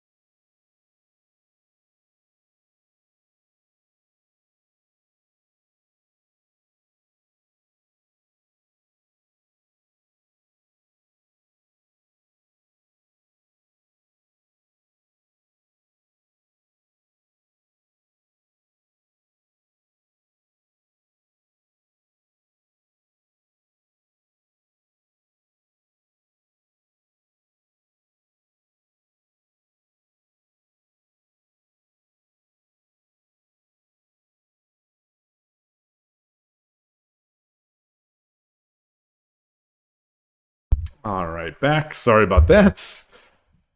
Check this here. Okay.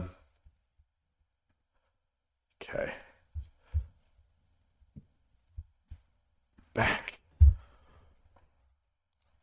All right. All right. Ishikawa-ken. So let's look for a 1560 again. Sonato, I've played Sonato, I think a couple times on stream. If I remember correctly, very strong player.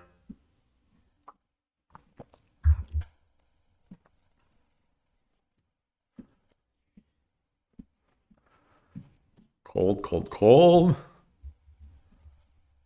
Yeah, speaking of bots, we were talking about bots earlier. I noticed in reviewing yesterday's stream, Sugar Ray, yoroshiku, I will play. Yoroshiku onegaishimasu. Interesting. Okay. Stream is all right. The that particular bot that I started the stream and lost to, I had 4 wins already. I was 4-0 against that bot. So this lends a bit of credence to this idea that I may have gotten a little worse by the end of the year. Because I don't think I'd played bots since the beginning-ish of 2024. And I was 4-0 against that bot. It's possible, though, that I was playing that bot off stream. So what does he do in this case?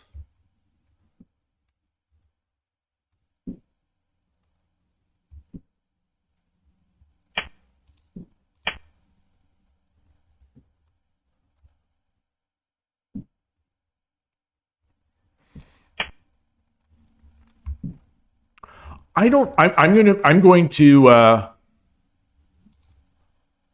to make my castle, or I'm going to get my king over. Okay, interesting. Interesting.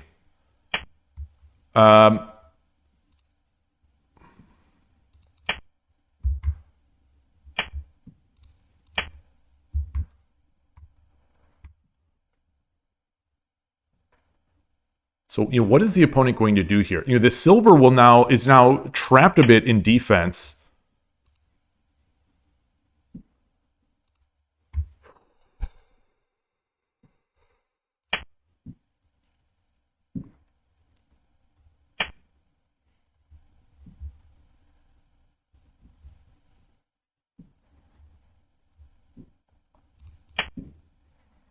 So blocking this bishop diagonal. I think the bishop wants to have this flexibility.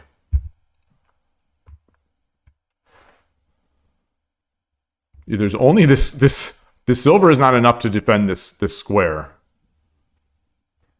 So I don't know if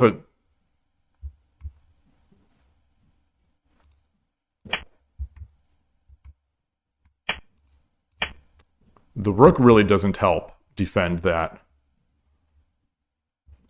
And now he's blocking the gold. He's blocking the defensive value of the gold. Which would have been weird to have a silver and gold on the doing sort of Yagura-ish defense.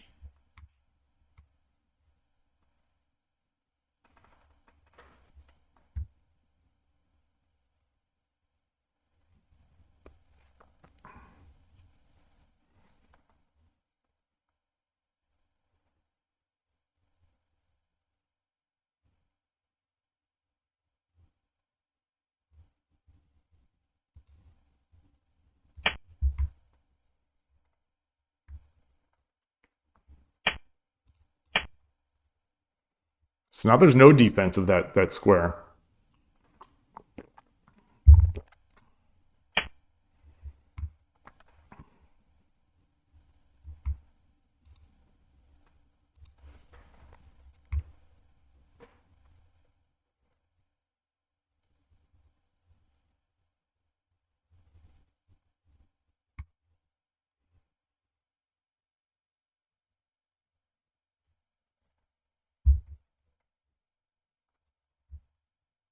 Do I drop the silver immediately? No.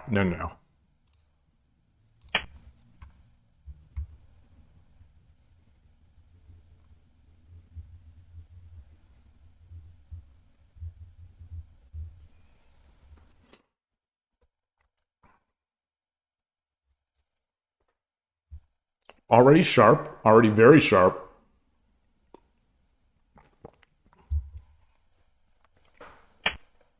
Yeah, that's an interesting move. That is definitely an interesting move.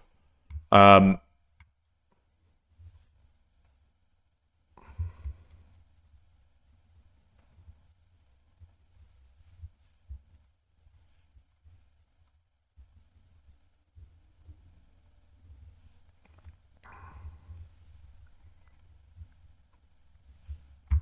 yeah, I was hoping he wouldn't make this. As soon as I saw it, I was hoping he wouldn't make it. Then again, what is the threat? What is the threat? I can just go to the side. He can't take the knight. He can't promote. He could drop. No, he can't. He could drop a pawn here, but then I'm in.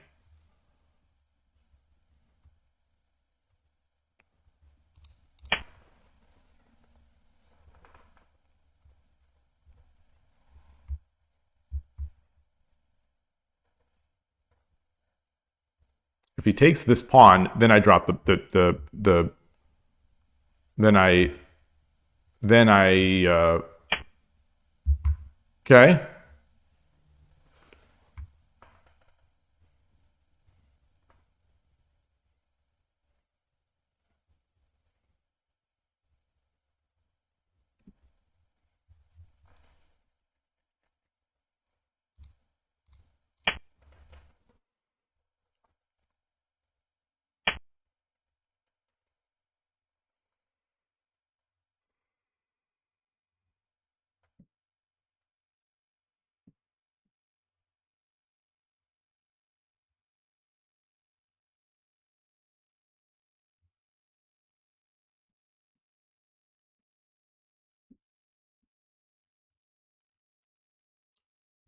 Things I'm thinking about. Candidate moves.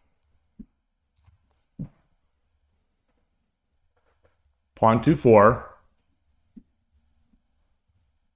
But that gives this the silver. I am thinking of dragon takes, bishop takes, rook drop to 8.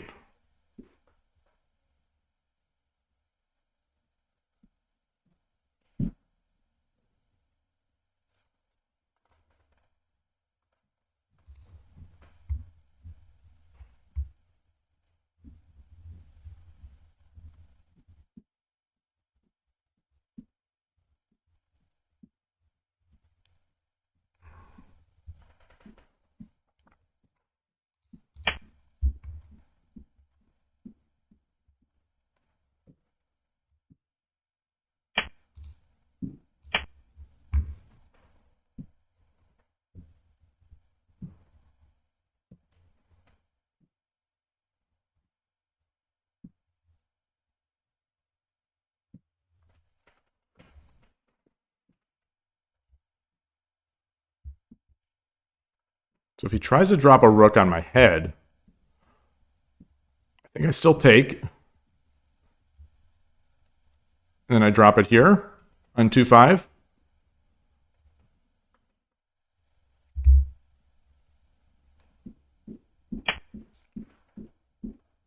Oh, that's nice. Oh, that's very nice. No, it isn't. No, it isn't. No, it isn't. No, it isn't.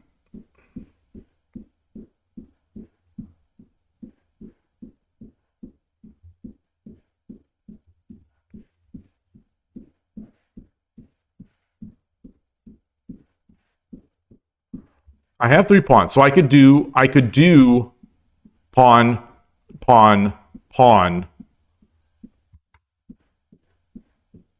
and then take the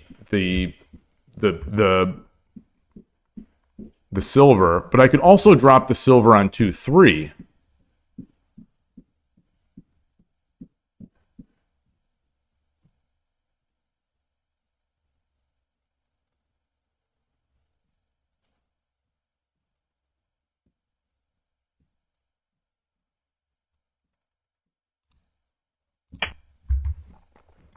So if he drops a pawn, I take the rook. And because I'm yeah. So I take the rook. He takes my rook. I take the bishop or I take the gold. I think I take the gold.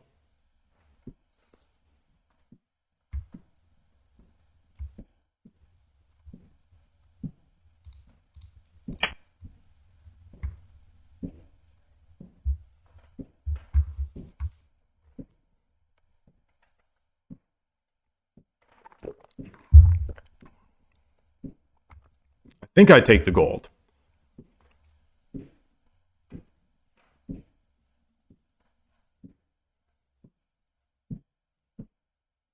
So what should I? So that's assuming he takes my rook here. Or I mean, assuming he takes my rook.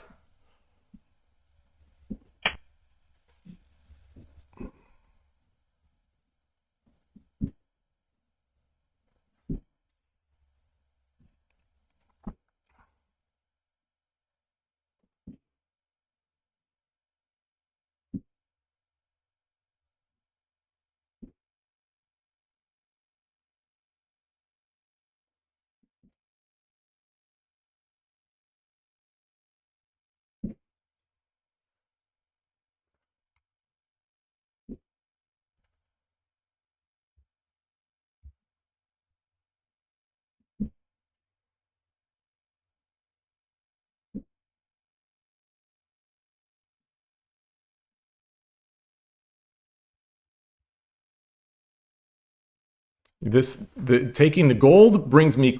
It shrinks his castle a bit, and takes me away, and gets me closer to the attack. This gives me the potentially the knight and the lance. But I think if I take here, then my rook drop is a lot stronger.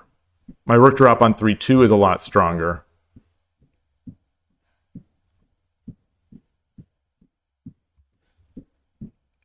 Because now I can dangle stuff here. All right, I'm going to do that. Is there anything else I can take? This bishop can come out. I don't think it's all that great yet. Edge attack is a possibility. Not yet, though. Not yet. I mean, not yet at this point. Okay. So now, he took with the token. So now I'm also threatening this knight or this silver.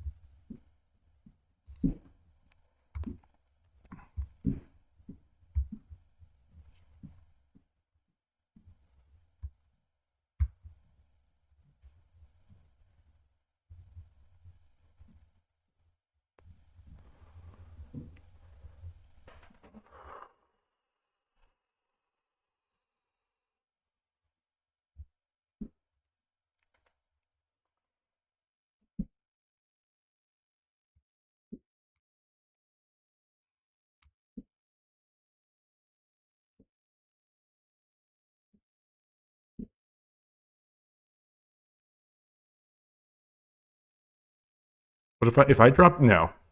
So what if I bring the gold over? If I bring the promoted silver over, he takes. No, I can't drop because the gold is still there.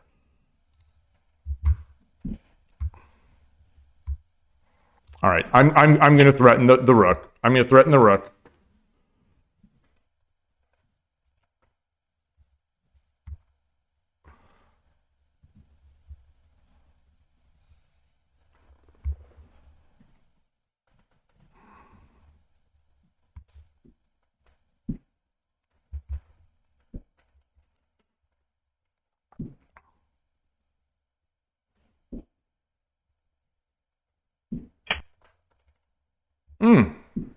Okay.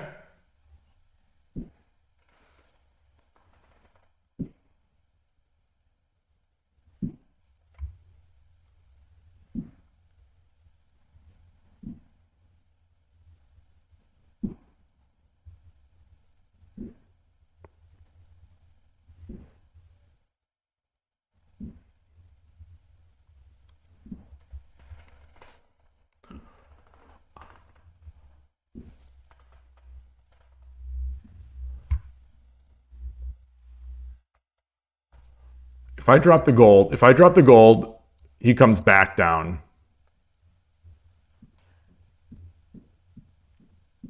Oh no, and then I take the silver.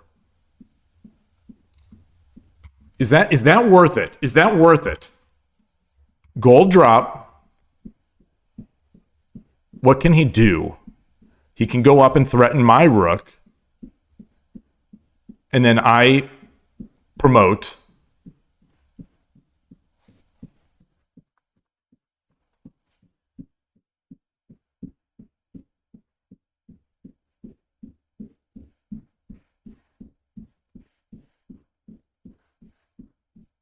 And then he comes back down.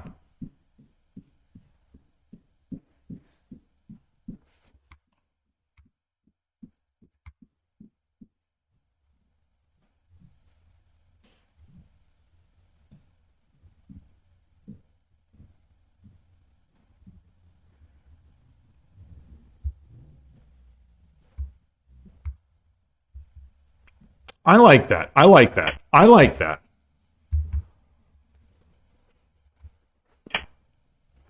Yeah. So I'll revisit.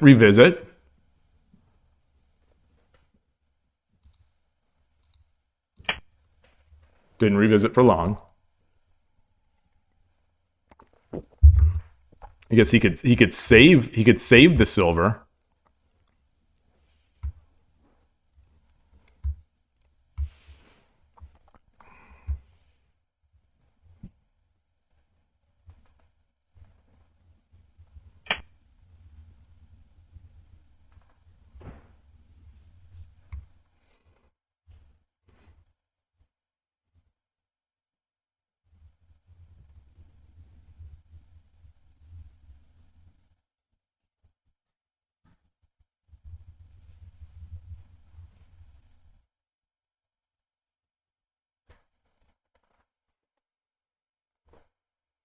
Should I Tataki? Should I Tataki?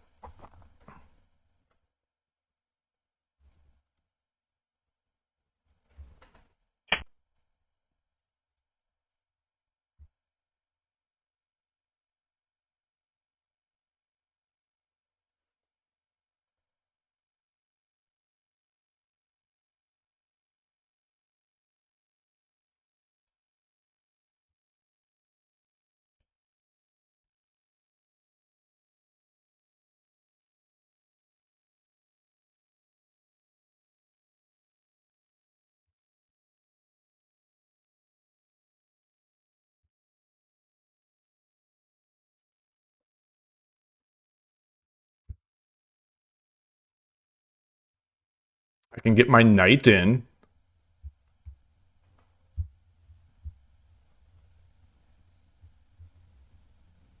I mean, I can get my bishop in.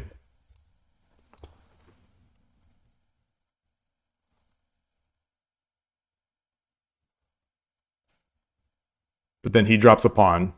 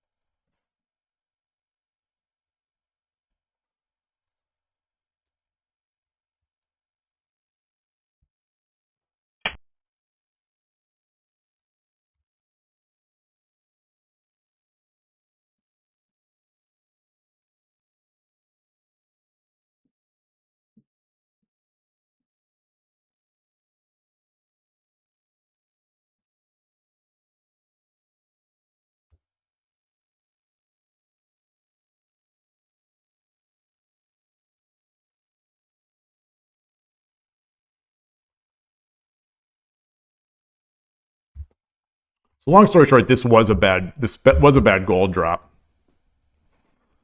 Um,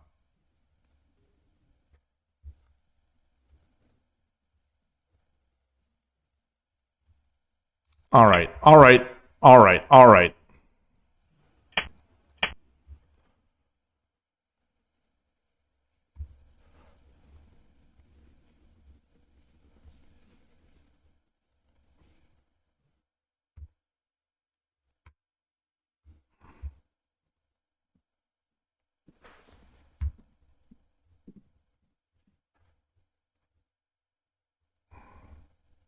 So I think I like getting this over here.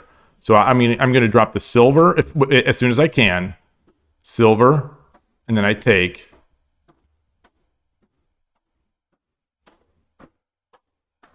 Interesting idea is a gold drop here.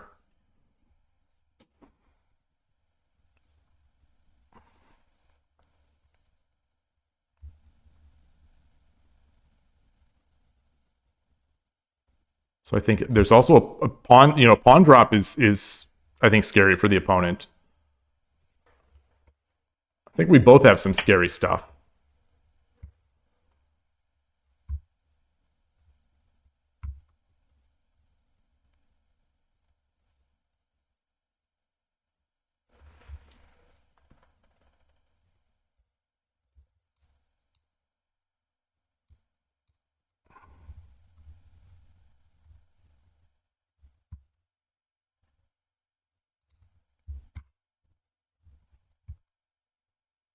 Silver, he takes, I take.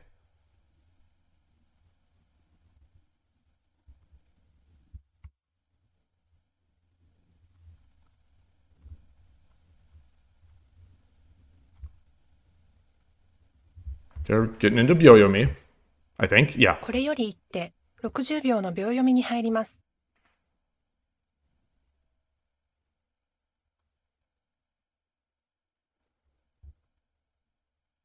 Silver, he takes the bishop. I take, he takes. I take the gold. So now I have, gold. I have the gold pattern.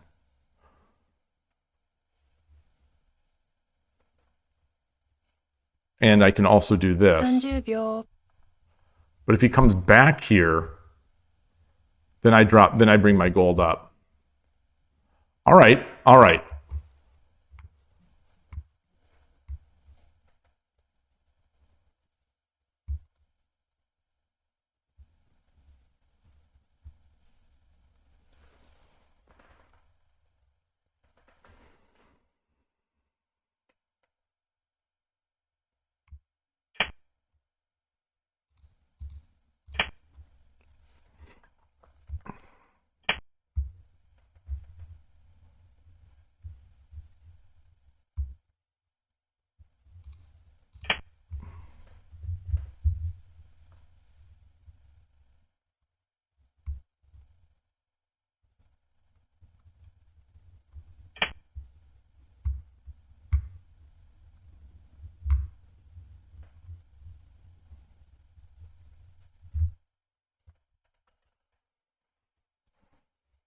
So if I drop the gold, he takes, I take. I think I'm looking good, pretty good. But if he runs, then what? 30秒。 Gold, he runs, dragon takes, or rook takes, king takes, silver drop. 40秒。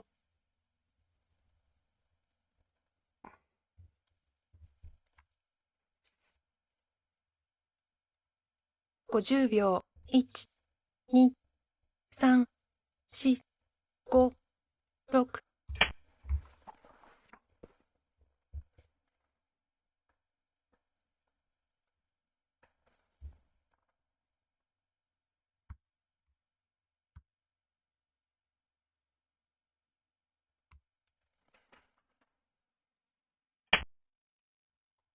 Okay.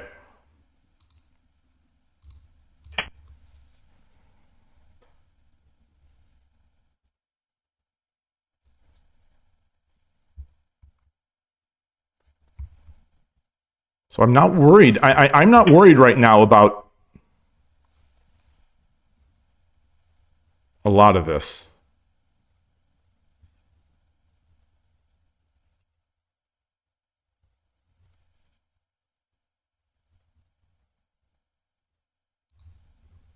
I get the one gap.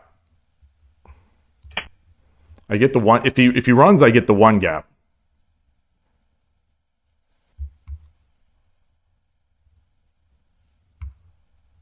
But if he doesn't, I get the gold drop, knight takes, bishop 7-1, no promote, which is mate.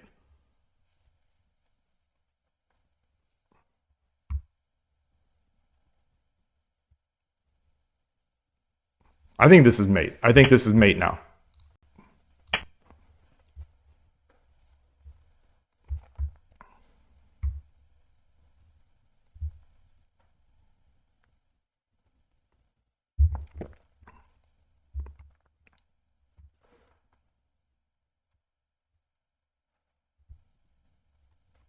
So I think the interesting move still would have been 7-6 or 6-3. The king 6-3 running from the gold.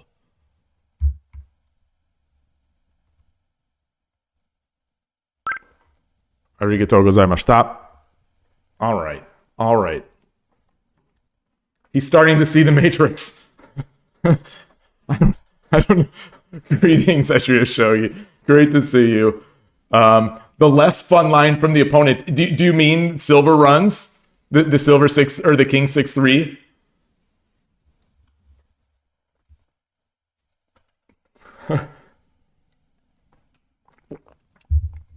Fun game.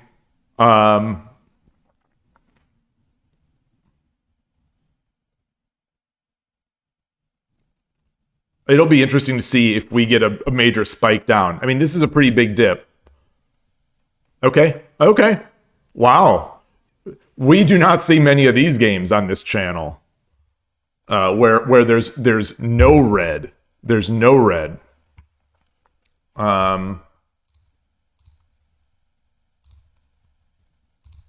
So before staring at anything, I want to look to see if the king runs. Lee Shogi.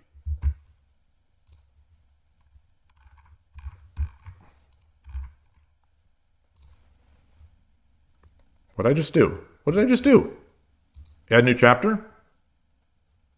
Oh, I must have let. Oh, because I was doing the.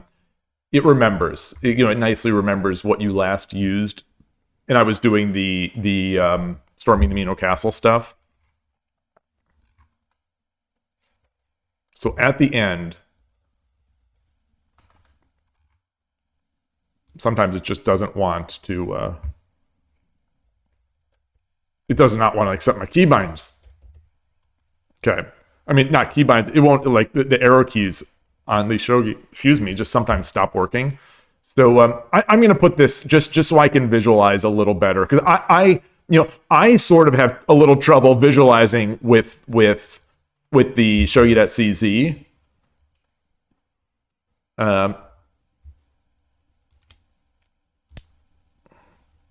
So this is, I don't know if this is, yeah, whoa. Maybe I need to see Matrix again. Maybe I need to watch that again. It's been at least a year or two since I've seen it.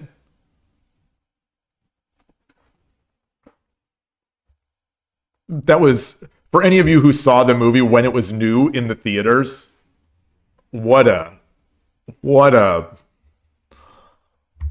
an experience. So this is what I was afraid of. I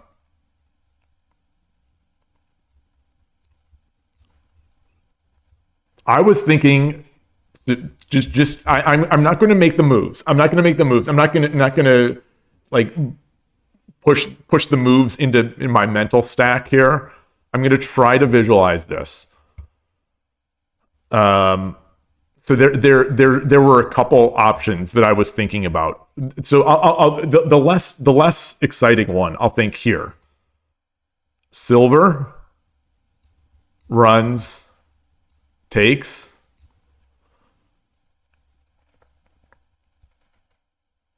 And then I believe that I can live. Because his attack, presumably he's looking to do a discovery. But it's going to take a while. It's going to take a while because I think it's going to take a while because I'm going to be bringing this gold up. So if I drop the silver, if the gold takes, then I dragon. Then I take with the dragon. And then he runs, and I'll have to, find the mate over here.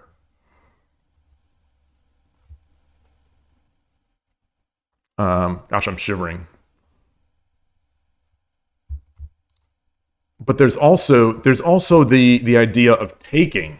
So what I was discussing during the game was rook takes, king takes. Then I thought silver drop.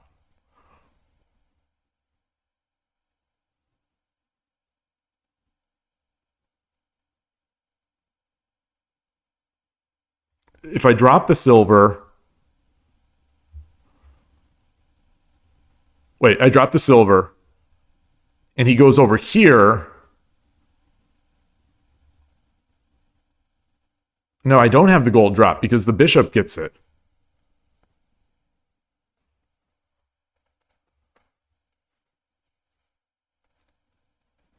Okay, yeah, you're saying king 5-2. Yeah, I think king 5-2 is the killer. Take silver, king 5-2, and then I can't sort of surround with this gold because this bishop is doing too much work.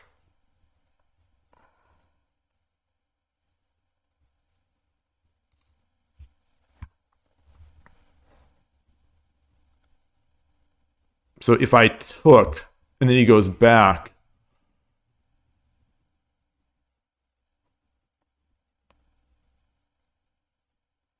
I think a gold drop here would not do it either. For the same reason. Although he could also run here, but I think that... Yeah. What is the...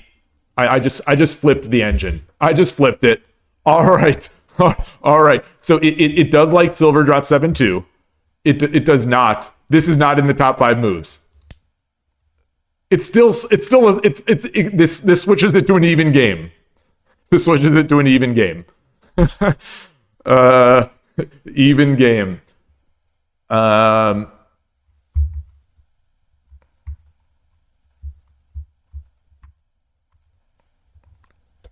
King 6-3 was the only move for the opponent here. Taking was not. Taking was not, clearly.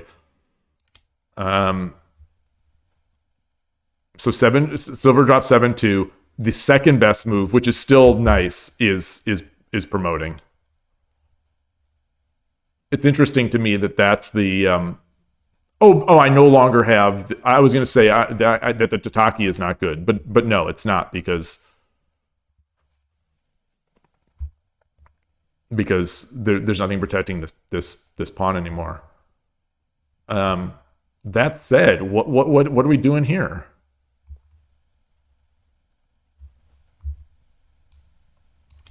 Okay. Wait.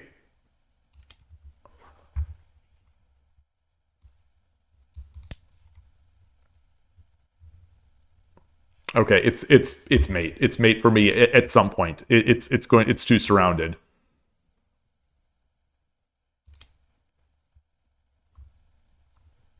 Gold takes 7-2, only move.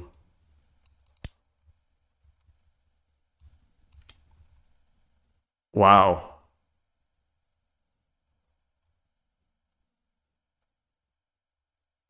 Tricky. It's all tricky now. Now it's all tricky. Block off the escape. Silver, you say silver drop 7 has to be the best. If king 5-3, then I can sack the rook. Oh, is that possible?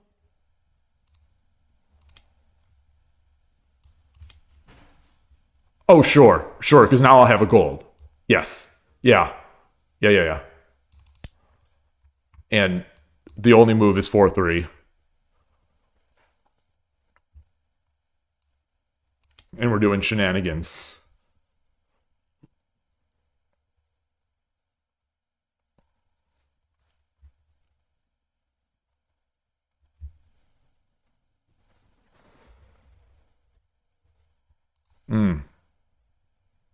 Yose is so. I don't even know if this is technically Yose, but so tough. When Ureshino-ryu channel, I'm listening, obviously I'm listening, I'm barely understanding what he's saying, but when he gets into a spot, he says Yose. And then all of a sudden it's like he changes the gear and it just boom, boom, boom, boom, boom, move, move, move, move, move. And eventually he comes out, usually he comes out ahead. It's I should start that. I should start. It's like if anyone has seen that old Sylvester Stallone movie, where he's Lincoln Hawk. What is the movie where he's a trucker? His name is Lincoln Hawk. Over the top. Over the top. He's an arm wrestling. He's an arm wrestling trucker, and over the top is a reference to arm wrestling where you go over the top, and he's being interviewed in the movie. Like his character in the movie is being interviewed. He talks about how he turns his baseball hat around, or his trucker hat, and he's like, it's like I flipped this switch. And that's what when I say Yose is going to be. It's going to be flipping the switch to just getting into win mode. I'm going to have to try it. I finished the game nicely though. Thank you. Just follow the white rabbit. I'm gonna have to remember that. I need ways to get me sort of into the finish. So I did have the speed advantage in all this. So if this is any indication, what were some of the mistakes? 62, and then after 60, what did I?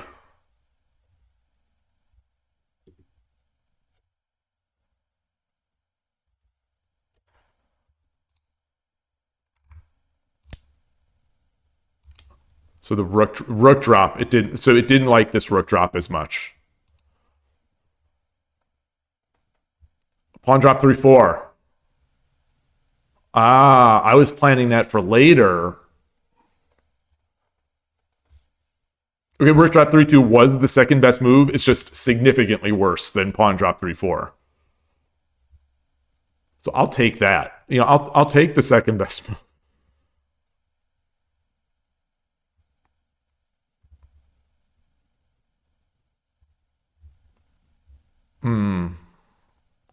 Okay. And then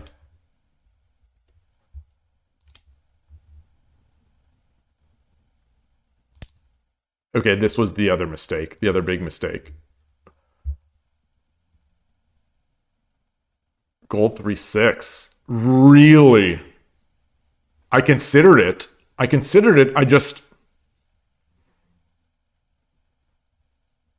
It felt like I'd now have a gold just doing nothing. I guess it's better to do nothing than to be put into the opponent's hand.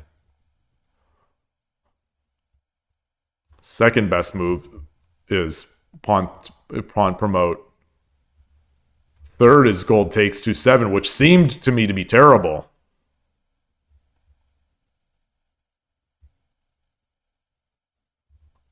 Oh wait, no. Gold takes 2-7. Oh my goodness. Is the third best. The fourth best is my move, gold takes 3-8, which I just said seems terrible, and it felt terrible. But I was going to use it to attack here. After oh. Interesting.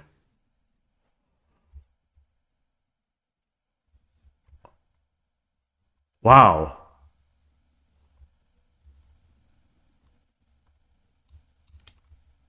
I'm just gonna stare. I'm gonna stare at this position.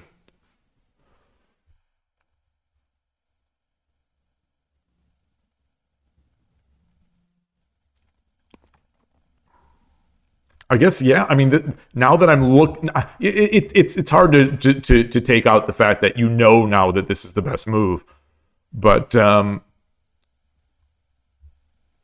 this does look better. This does look like a better board to me. And he can't drop a knight to hit my gold, which was one of the things I think that was preventing that made me not leave the gold here, but instead take the silver. Is that I thought, if I'm sitting here, I'm also going to have a knight. But that was earlier, before he had moved the token up. Very interesting.